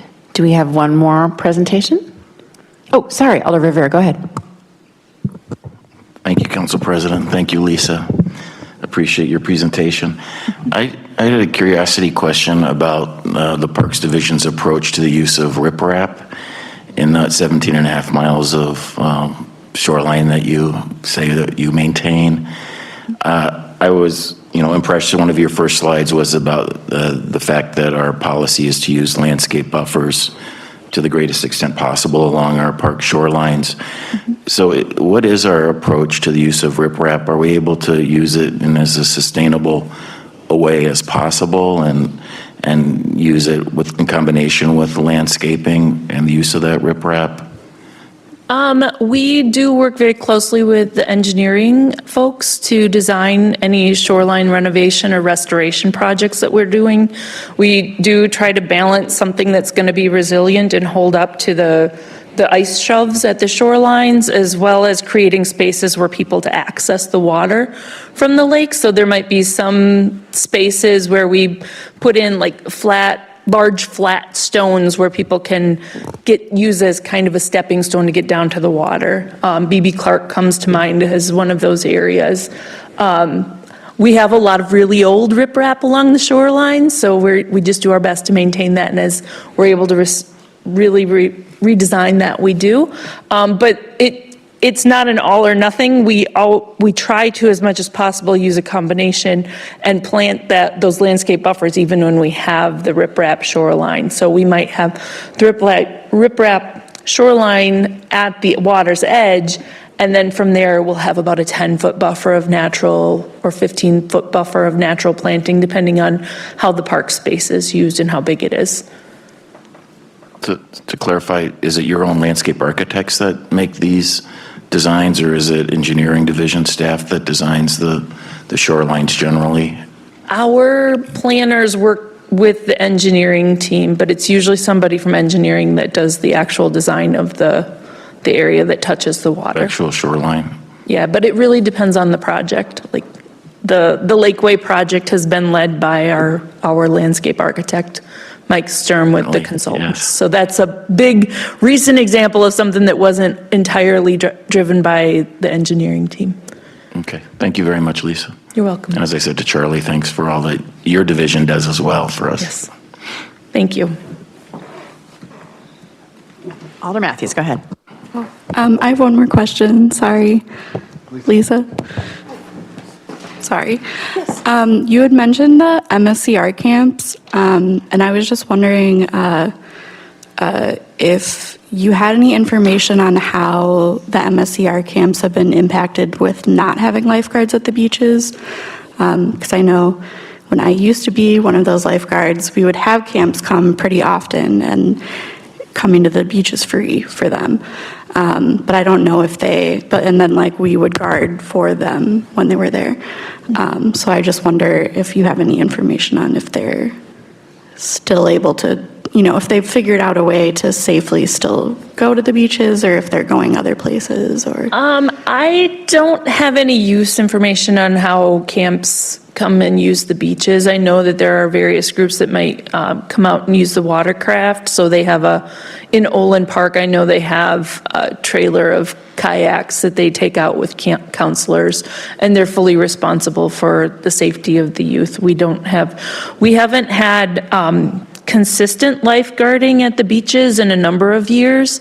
And even leading up to, I believe it was 2020 or so, when the funding for lifeguards at the beaches was removed from our budget, we had begun to reduce services up to that point. So I think we were only guarding a couple of the most frequently used beaches or most heavily used beaches. So it certainly has an impact, but we also partner with MSCR at the pool to have, and other groups to bring youth to the pool. And if affordability is the issue, we do have various scholarships that we can offer through the Parks Foundation. Cool. So we definitely try to make sure people are aware of that.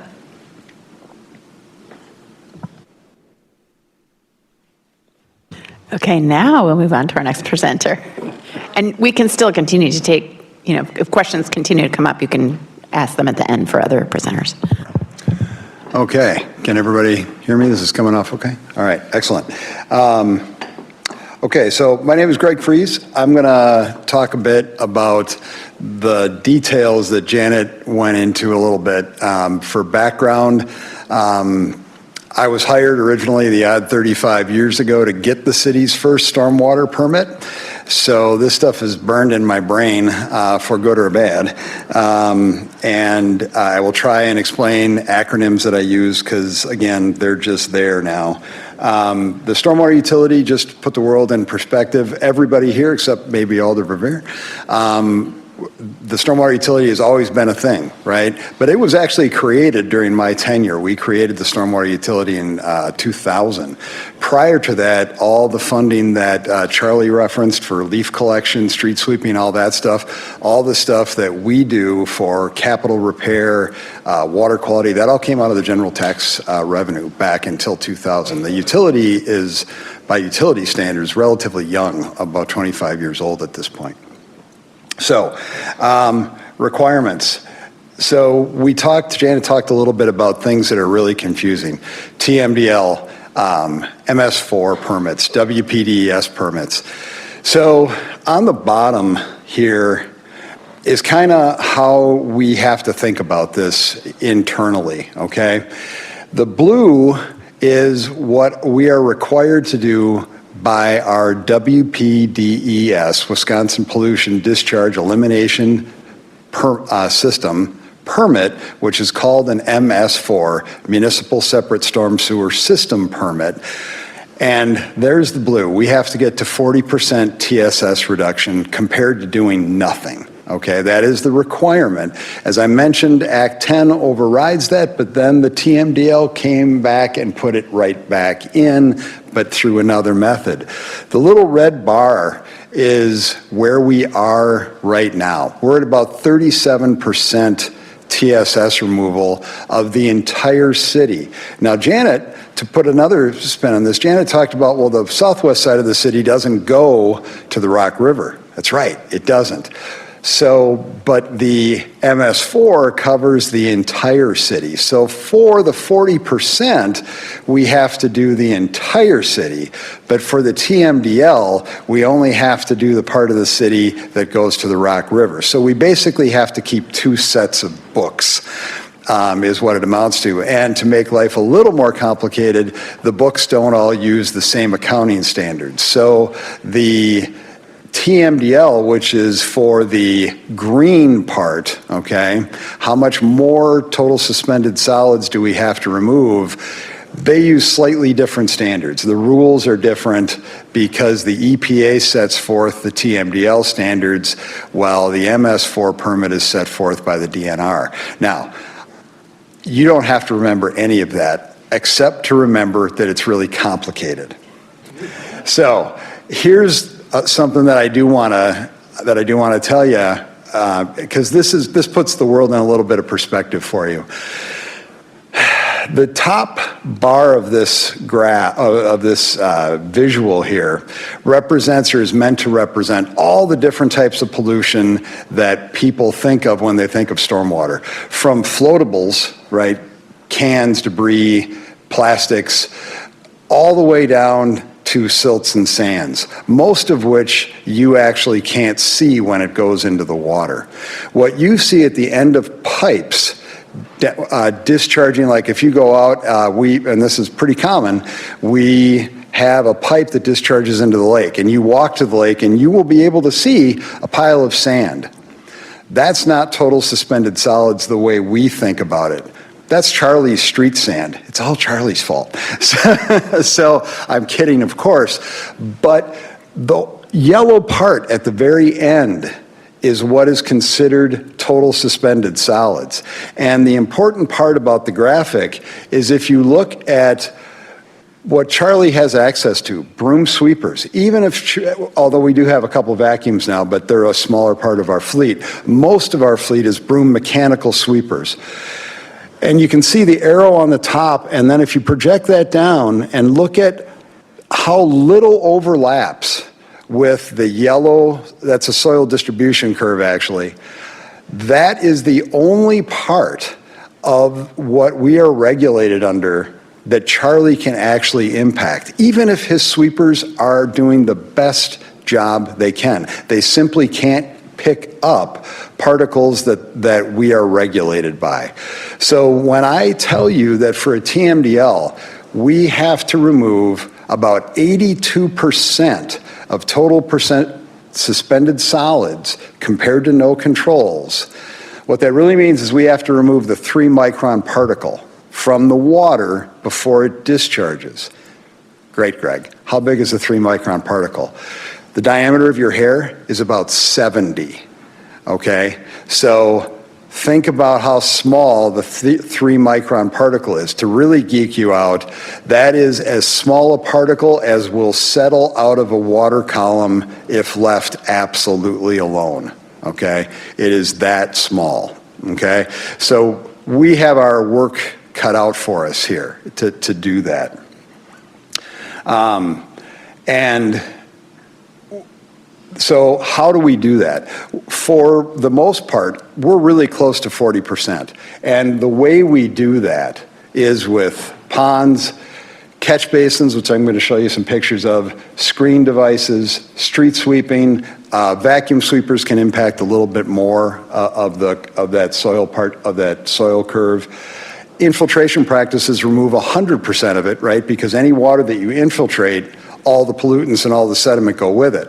But they are relatively high maintenance because all those pollutants tend to clog the thing that you're infiltrating into. You can do coagulant treatment devices. We've played with that. That's an actual, you add chemicals, alum typically. Aluminum sulfate is one of the chemicals that allows you to flock material out of the water column and settle it more efficiently. And then leaf collection, which I'm going to talk on, is actually kind of a special thing because that's really phosphorus and not total suspended solids. So that's a slightly different thing. So I've mentioned this already. Ponds can get up to that 80-82% if they're really designed well. Infiltration practices do really well, but they are high maintenance. So this is just kind of to tell you, and Janet used this slide before, water pollution means a lot of different things to a lot of different people. The world that we live in mostly on a daily basis is two kinds. Regulatory agencies talk about total suspended solids, and they mean a very specific thing, a very small particulate size. Residents that we get calls from are concerned about gross pollutants, floatables, and they are concerned about sand that they can see. Okay, those are two ends of the spectrum. And the floatables and the sand are easier for us to get at than the small particles. Then, you know, there's a lot of other urban pollutants, chloride, which, you know, Charlie talked extensively about. There is no, so everybody understands this, there is no treatment for chloride. None. Once you put anything, sodium chloride, magnesium chloride, calcium chloride, anything with that chloride ion at the end, okay? Once the chloride gets into the world, it's going somewhere. It is not trapped. Most of our pollutants are trapped or tie themselves to soil particles, and we can settle them out, okay? That is not true for chloride. Chloride, that chloride ion moves, and it will move through the soil column eventually. That's just what happens. So the only way to control chloride is to not use it. There's simply no other answer. And it's any chloride. So Charlie talked about magnesium chloride. It doesn't matter if it's got the chloride ion. And somebody had asked about beet product before. What's that saying? There's no free lunch. Beet product doesn't have the chloride ion, but it does have a oxygen demand. So in our part of the world, that's not great, because if you wash it off while the lakes are frozen, that oxygen demand is met by using up oxygen underneath the ice, depleting the oxygen for the animals that are alive underneath there. So anyway, a lot of complicated things, but on that bottom circle, all the rest of those, other than chloride, PCBs, mercury, arsenic, zinc, cadmium, all the stuff that is part of us, right? These are all things that come from modern society. This is what we do as humans. They tend to tie themselves to particles, which is why we talk almost exclusively in stormwater about controlling total suspended solids, because all the other stuff comes with them. That's how that works. So we do have a bunch of these devices around. They are very effective. These are some pictures of screen devices we have. They are extremely efficient at collecting particles and gross pollutants. We do use a bunch of these around the city. The one you see there is the biggest one on the left-hand side. That's actually behind the Culvers on the Beltline, right there by, Steinhoffel's. And that pit that you see there, you see how big that ladder is that's sitting in there. If that's empty before a fall, it will be full of leaves after a fall. There's no way around it. No matter how good everybody is, that will be completely full. For scale, the length of that thing in photo is about 36 feet long and about 6 feet wide and about 6 feet deep. So, okay, we talked about this a bit.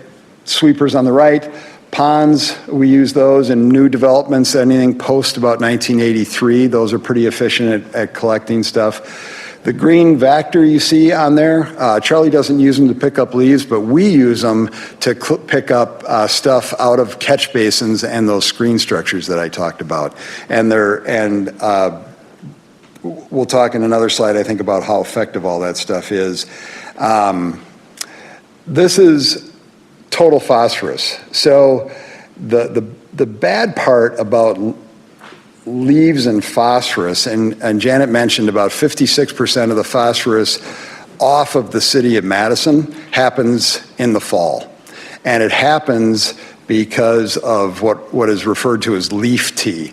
So the water that washes through the leaves, if we don't get them off the street, or if residents don't rake them out of the street, is full of phosphorus, and it's dissolved phosphorus. And on top of that, it tends to be orthophosphate, which is a really bioavailable form of phosphorus. So for us in the urban landscape, our biggest part now, we're a relatively small part of that pie graph that Janet showed earlier, right, when you compare us to agriculture. But of our portion of the pie graph, about 56% of it comes off in about a month, 3 weeks, 4 weeks, depends on. This was a really late year anyway, because we went from 60 degrees to 0 in like 1 week. So there are trees that are still holding on to their leaves. So that's a problem. We have, Charlie has cooperated with the engineering and USGS on a leaf study for, 7 years or more. And I'll talk a little bit about that, because leaf sweeping matters. I'll just go to this part. What Charlie does right now, we kind of bookend this. If we do nothing and let all the leaves just go into the lake, that's about 56% of our phosphorus load off the city of Madison. The remaining part of that is mostly from spring bud drop from the trees. It is almost all of our phosphorus is associated with tree drop, one way or another, either bud drop in the spring or leaf drop in the fall. If you took them all off, and we did this study, okay, and when I say we, I mean the USGS, they literally, before every single rain event, went out with leaf blowers and blew the streets clean, and then collected water samples after a rain event, okay, pretending that Charlie could snap his fingers and sweep the entire city in 5 minutes before a rain event, right? We're just trying to bookend this, get a sense of what is possible. And if you did that, you could actually remove about 80% of the phosphorus that is available in the fall, which is really pretty impressive, okay? But how do you implement that? The only way to do that is to get residents to basically rake their public streets into the terrace where Charlie can collect them. What we do right now gets about 40% of the available phosphorus, okay? And that is probably about the best we can do in terms of, we as a city could potentially do better by mobilizing the citizens and getting them to do more, but we as Public Works, taking that next step to go from 40 to say 60 or 80 is a vertical curve, right? Charlie would need double, triple the staff to be able to do that, and double, triple the equipment to be able to be to get leaves off faster, because it's not the leaves in the street that it's a problem. The leaves in the street only become a problem when it rains. So it's all about getting the leaves out before it rains. How do you know when it's going to rain, right? It's very variable. So you really would have to depend, to go better than we are, you really have to depend on the citizenry. Okay, what else do I want to talk about? Chlorides, we've talked about that at length. We don't need to go into that anymore. We also work with the county. We do a lot of stuff here to address illicit discharges throughout the city. Actually, they've expanded that to all of Dane County now recently. But we get a lot of these complaints every year. They come to city engineering, they come to other departments, but eventually they usually get to us. We work with Dane County and our engineering operations crews.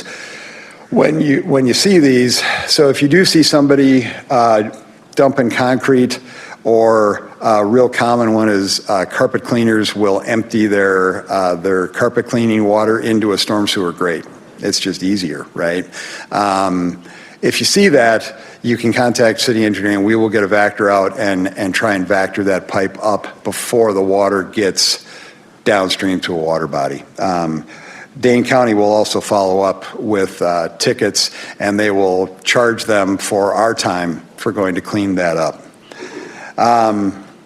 The most common, these are just our complaints, but concrete is probably one of the most common. We do still get a lot of people complaining about people changing their oil and just letting it run out into the street. So I do want to touch this a little bit. I probably should have touched on this with my first slide, so I'm just going to go back for a second just to talk about the green part of this. Because if you remember on Janet's slide that kind of differentiated the two different tracks, right, our MS4 track and then the TMDL track, all the stuff that is above that 40%, for the area in the TMDL zone, City of Madison buys that total suspended solids and total phosphorus from Madison Met Sewer District via Yahara Winds. Okay, so now I'm going to flip back and kind of tell you why. So for the, I didn't know I had this, I forgot I had the same thing here. That's why it was here. So, so that green part, it's really inefficient for us to try and get to 80%, because we have to get to 80% for that entire area of the city in the TMDL. The downtown area, so you gotta kind of put the world in perspective. Charlie sweepers and catch basins can only get about 18% of TSS, okay, roughly. A little bit more if we were really good, okay? The modern stormwater treatment did not start until the 80s. So anything developed in the city of Madison prior to the 80s effectively has almost no stormwater treatment except for a few catch basins and street sweeping. So to go back in and try and retrofit, anybody remember what I said can only get to 80%? Ponds. It's the only device we have that can get that, and they take up a lot of land. So I don't see us, tearing down downtown buildings to put up ponds, right? It's just not cost effective. No one wants to do that. So the way we do this is we buy credits from farmers. So in that pie graph, if you go back, remember ag was between 60 and 80% depending on where you measure it. What we do is Yahara Winds does is we get a farmer to put a practice on their field that reduces phosphorus runoff and total suspended solids runoff, and then we take credit for it by paying for it, basically. It's a form of trading, although I don't want to get into the difference. The easiest way to think of it is I am trading a farmer to remove a pound of phosphorus so I don't have to, and I am paying them to do that.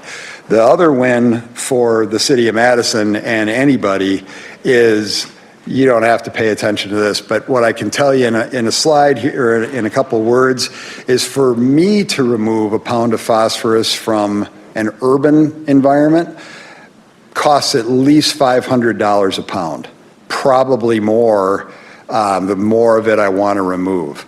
Agriculture is somewhere between $30 and $100 a pound. So it's effectively an order of magnitude cheaper to do that, okay?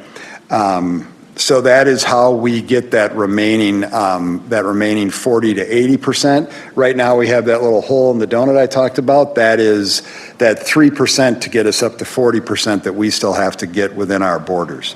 And the payment to Madison Met and Yahara Winds for that is about $500,000 a year out of the operating budget, in case you're inclined to look. That's where that is found. So this is just telling you what practices they do on cropland and the relative cost there. And you can see the really expensive ones for agriculture are about $100 a pound, where again for urban it's $500 and up. So this is just, again, a little blow up of that to put the world in perspective. Sweeping has limitations. So the area of the city of Madison that was developed prior to the 80s really is limited in terms of what we can do. Sweeping and catch basins are about it.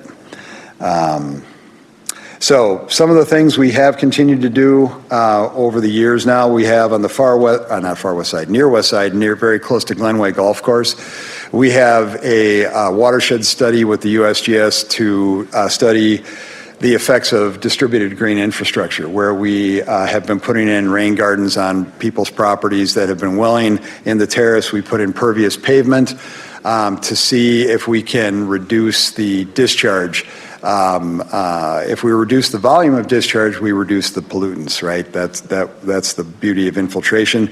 But the results of this are pretty, we're not done, we got a couple years to go yet, but the results are pretty clear. Doing this in the public right-of-way is really expensive, capital, and it's really expensive for Charlie or somebody because pervious pavement has to be vacuumed really intensely to stay open. If it isn't vacuumed with our vacuum sweepers, it will clog. And the other problem is we also can't salt it because we don't want to encourage salt to go down into the groundwater, and we don't want to sand it because if we sand it, we clog it. So it's more effective to do infiltration practices on private property, and actually the budget this year, Janet, included a grant program to, it's $500, I believe? Yeah, $500 to give residents $500 credit if they build a rain garden on their own private property. So that is a much more effective use of, you still get infiltration, it's still distributed green infrastructure, it's just not as expensive and it's a lot easier to maintain. Let's see. We have a bunch of public works projects that are coming up.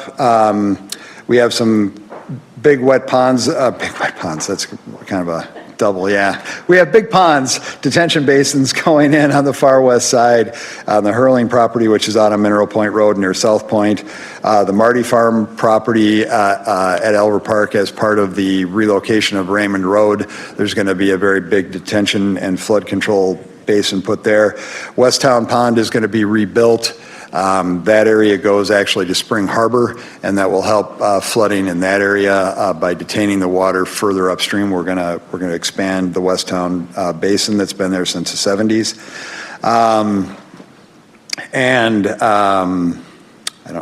I think that's. We continue to pursue our rain garden program. We look at with street reconstructions. We look at putting in terrace rain gardens with every street reconstruction project we do. That project's been going on since, well, it's been a long time. I want to say 95. So it's pretty mature program at this point.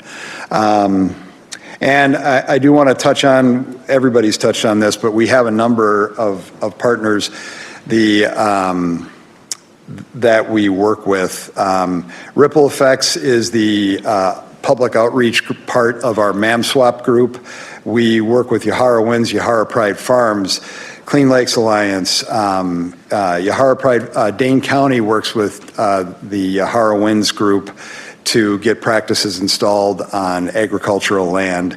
So there's just a whole bunch of other people. We do storm grade stenciling. I think we have a picture of that here. That is part of Ripple Effects, which is our municipal permit, and I think there's Plant Dane. They give out rain garden plants, and I think that's probably all I really wanted to touch on. Did I miss it? Janet, did I miss anything? Okay. And SaltWise, I should mention we're kind of the leading member really of SaltWise, which is a statewide salt reduction program. That's really, I don't want to say owned by City of Madison, but we are certainly one of the major contributors. So I think that's it. Well, I did mention Clean Lakes Alliance, but they obviously have their Renew the Blue that we are partners on, and that just James is here and so is Paul. That just kicked off about a month ago. I missed that meeting because I had a conflict, but that process has started, and that's it. I think kept that hopefully not too painful. So, any questions? Okay, I'll start. I know that there were some efforts around doing pilots of some semi-permeable surfaces for both for pavement and for sidewalk, but haven't seen those implemented widely. Were those experiments not successful? Janet actually, when she was with Parks, did down at Central Park, did our first pervious concrete poured in place. There's about, I don't know, must be 1,000 feet of it down there by Central Park, and that has held up very well.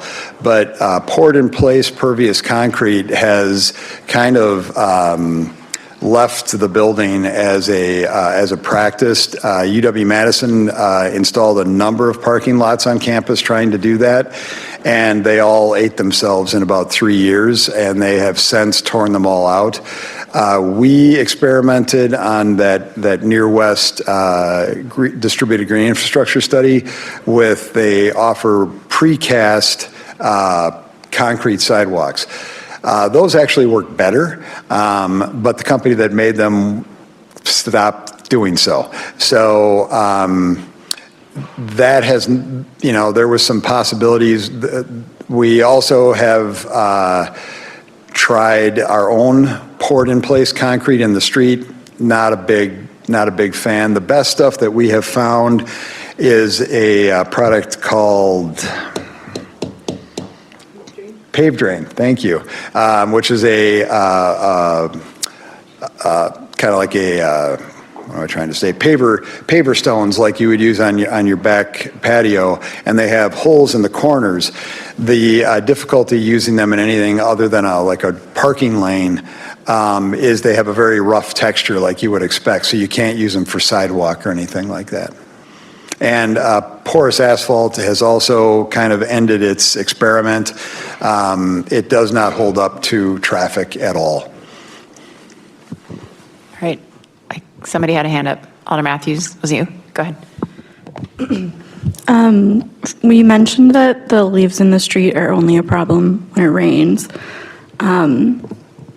What about if there's all the leaves in the street or around the street potentially right now, does the snow melting, is that too low of a volume to really impact or be that bad? Yeah, no, that'll take all the phosphorus out of the leaves as well. So by the time, because of, there's no one's fault, right, other than the weather, the fact that we live here, right?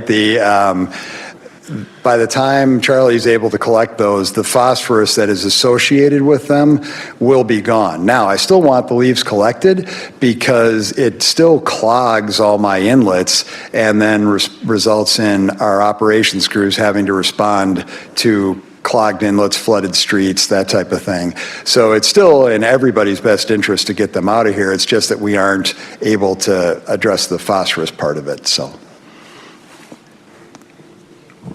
Alder Okovich.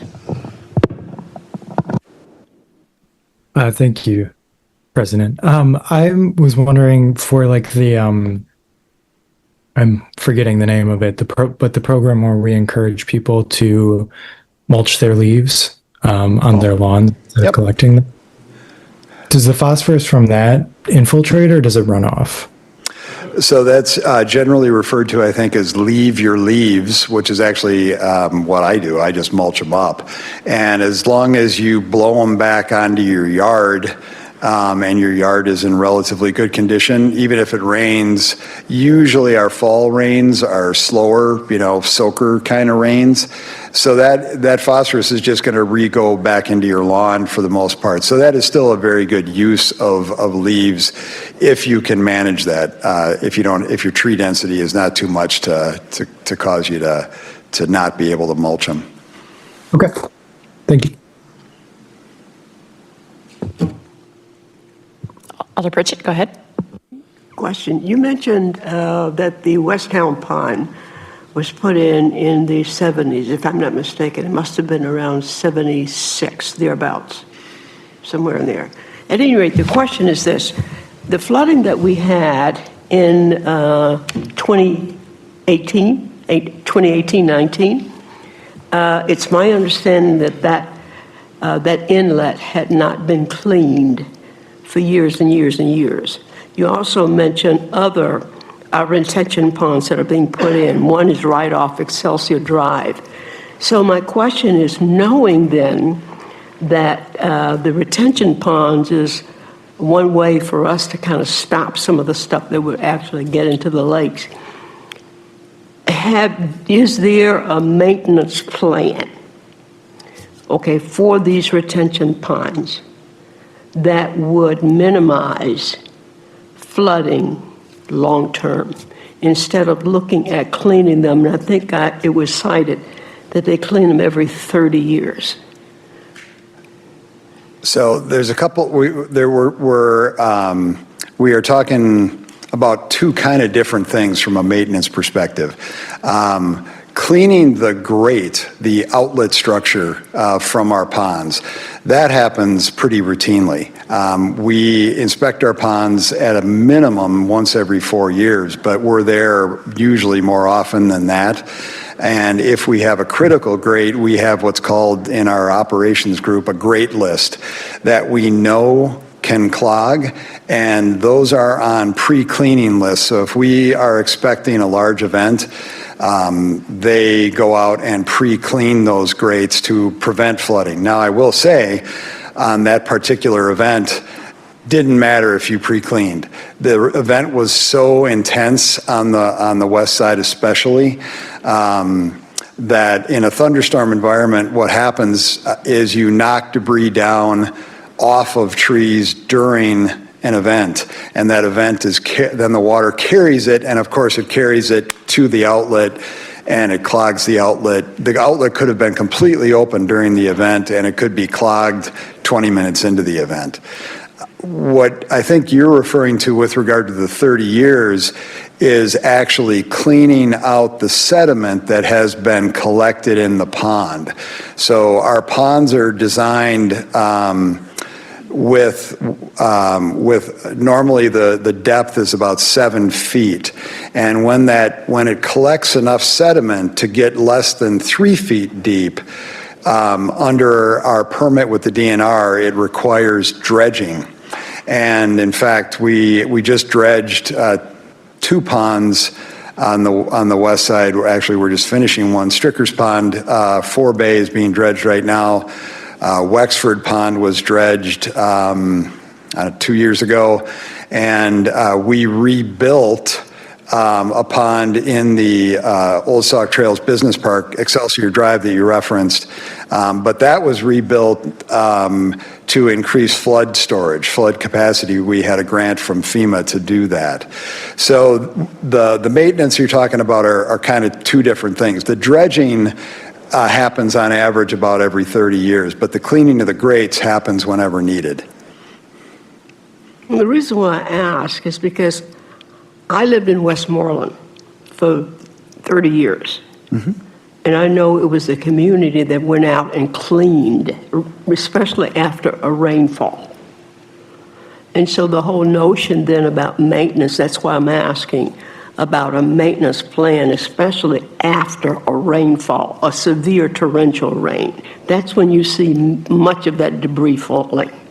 Yeah, I totally agree. And so I think Charlie mentioned this, after a big rainfall, streets would typically go out and they would, if it's I guess it all depends how big, but a lot of that falls on the street, right? And we still try to hit neighborhoods every 24 odd days, Charlie, in the summer. Is that about right? Yeah. So the hope is that Charlie would sweep up a bunch of that before the next rain washes it all down to the grate. But we engineering, where we know we have grates that are at what we refer to as enclosed depressions. So the only way out of that particular area is the inlet itself. Mm-hmm. We have that grate list. We will go before and after storm events and clean those out with our crews. I've seen that list. It's probably 70, 80 grates deep now or more. So they dispatch crews to do that both pre and post storm events. Now, that doesn't mean every grate in the city gets cleaned. We have a lot of grates. But we do clean the critical ones before and after storm events.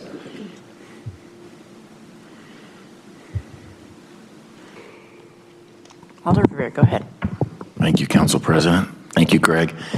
I can't believe I'm asking another question about vacuums, but you've mentioned at least a couple of times in your portion of the presentation tonight the vacuum sweepers, and Charlie mentioned that he has two types of sweepers at streets.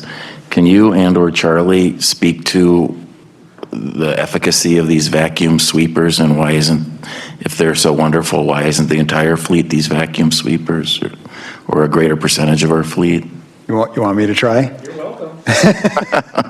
So generally speaking, and Charlie, stop me if I get this wrong, our mechanical sweepers are incredibly robust, durable. They plow through the sand piles, especially in the spring cleanup that Charlie is trying to do. Vacuum sweepers don't handle piles of sand, which you have in the spring, very well. They do great at picking up small particles, assuming that they are not in big piles.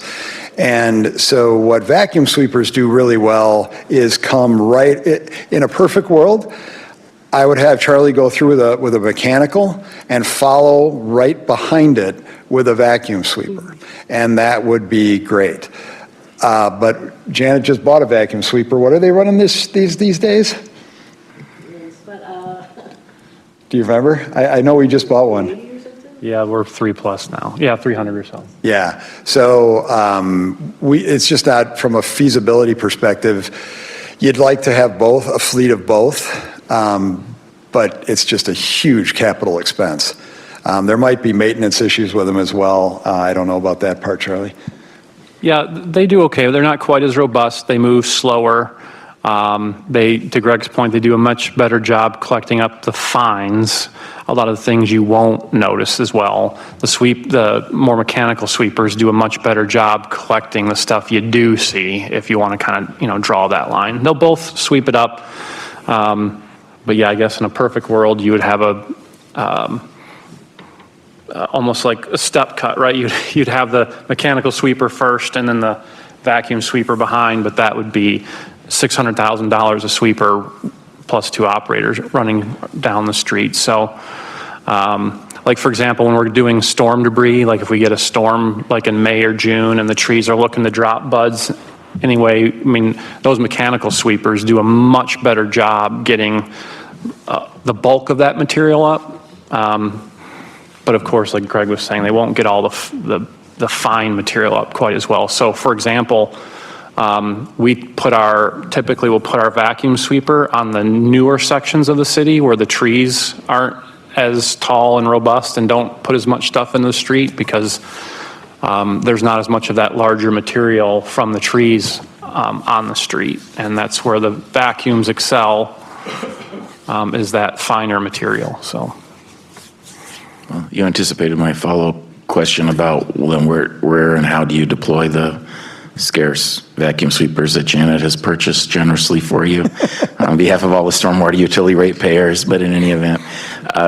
So how many do we have? We have 9 sweepers in total, plus 1 that's bike path only. That's kind of a different. Yeah, you mentioned setup. earlier. Yeah, and a couple but of the 9, how many are the vacuum? A couple of them.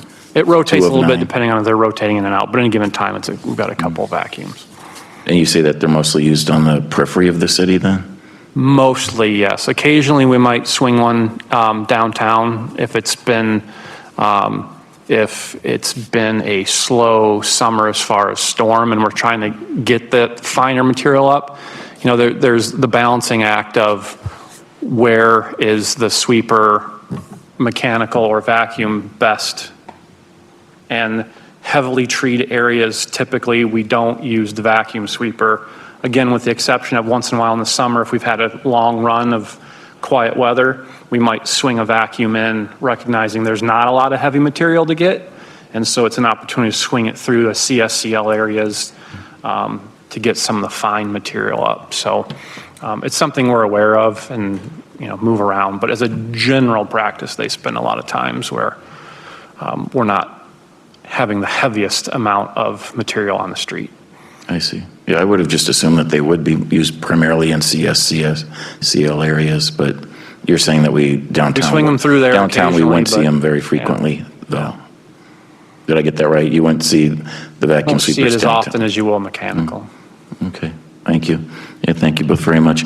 A second topic I wanted to ask you, Greg, about, and Janet, is I think we're about at the 5-year anniversary of the really, I thought, historic or monumental modifications to Chapter 37, and maybe just based on the sheer number of meetings that two of you attended that I sat in on through those stormwater Madison General Ordinance revisions. Could one or both of you share your perspective as we are at the 5-year anniversary or thereabouts as to the effectiveness of those revisions? Are they where the two of you had anticipated? I'll just share anecdotally that before then, I could count on one hand the number of green roofs proposed in new downtown developments, and now they're the exception to the rule. Every developer downtown is providing at least some sort of green roof to meet, and my constituents often are like, oh, great, wow, we're so impressed you're providing these sustainable features. I'm like, no, they're required by ordinance. Otherwise, I'm afraid they wouldn't be doing it, I hate to say. So could the two of you speak to Chapter 37? And I know most of my colleagues probably weren't here 5 years ago to enjoy all that. Yeah, that's a word, sure. I'll start. So what Alder Revere is referring to, Chapter 37 is our stormwater control ordinance. As a result of the big storm, August 20th, 2018, you referenced, Alder, we did revamp our ordinance. So a couple big things about that we changed. Prior to that, the big one is we only had 100-year detention, meaning a new development was required to detain the 100-year storm to the same level, to release at the same rate as it did pre-development. That moved up to 200. The changes that affected green roofs is the way the old ordinance used to work, and in fact, every ordinance statewide, with the exception of Milwaukee, and that's because they have a combined sewer system, is if you had a parking lot, the easiest example would have been Don Miller downtown, right? If you can remember back when East Washington had a 10-acre car lot on it, which, nowadays seems really? You're kidding me. Yeah, no, right? That was 10 years ago, roughly. If you would have changed that to a building use, you went from one hard surface pavement to another hard surface roof.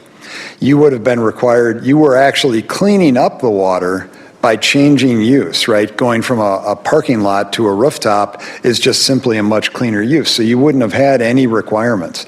Now you have both detention requirements, slowing the water down, but you also have volume reduction requirements.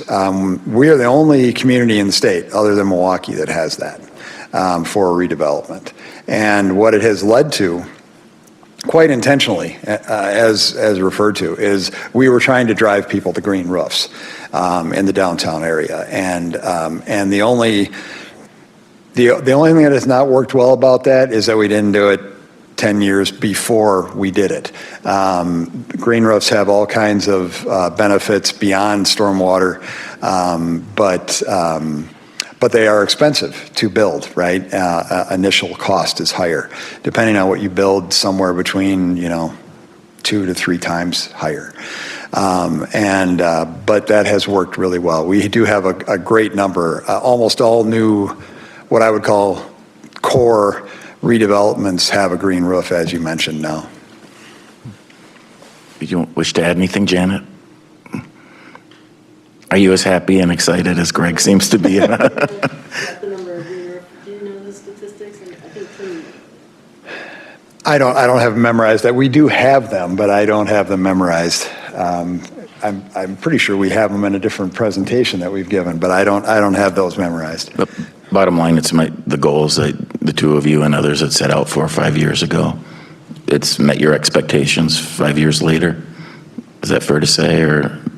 Yeah, I would say. Yeah. I think it's actually, yeah, I mean, implementation of it, I think, worked better than I think we expected, I would say. We did find some issues as we're working through them, did a couple small revisions, but for the most part, I think what we set out to do has been implemented well, and even though there's a little bit of angst launching it, it's mostly been embraced by folks, and, it's working, so. Well, great. Well, thanks to both of you, and thanks to all your colleagues in Engineering Division. Thanks, President. Alder Mayor? Thank you. You spoke to the inefficacy of permeable roadway surfaces, especially to how they could get clogged up, which never occurred to me, but makes a lot of sense. Is durability a factor too? Is that why UW removed? Excuse me. There are parking lots? Yeah, the durability of poured-in-place pervious concrete has been dismal, with the exception of the sidewalk we did down by the Central Park. And what I've learned from doing that is pouring pervious concrete in place is an art form, not a science, right? The temperature changes throughout the day. The moisture content of the subgrade changes as the sun comes up and the heat changes. The workability of that concrete, because it is very, very low moisture, moves throughout the day. We happen to have, I know, because I saw part of that, for that contract that Janet did with Parks, we had Hamburg contractors, and I happen to know Chris Hamburg. He was committed to making this work, right? He took a personal interest in this as the owner of the company, and he really made an effort to make this work. I'm not putting but I'm just saying that was a Herculean effort to get that, because he was committed. On the UW campus, I can't say anything about how they did it. I wasn't part of those, but I can say that everyone they've put in turned from pervious concrete to gravel over the course of about 3 years. It just turned into a gravel parking lot. The concrete couldn't hold up, and then they tore it out and put back in asphalt. So that part of it has not been successful. With that one exception, all the pervious concrete products I have seen that have been successful are manufactured in a controlled environment and then brought to the site, including the precast sidewalk company that stopped making the product. It allows you to cure the concrete in a very controlled environment to get the exact physical properties you want to, and then you just bring it to the site. So it still is good for pedestrian use because that's less wear and tear, but it's, apart from the actual pouring of it, is difficult. Yeah. Yeah. Okay. Thank you. It also, I will say, generally, it has kind of a popcorn. If you took like a popcorn ball, that is the texture you get with it, and a lot of people don't like it on a sidewalk application, because they want to either roller skate or even bike or scooter. The texture on small wheels doesn't it feels like it's broken up concrete is what it feels like. Thank you. I see no other questions in the queue. So that's the end of our presentations, right? That's All right. it. Thank you. Thank you all for doing this. This was incredibly helpful. And again, this is a discussion, so we will adjourn. Happy holidays, everybody.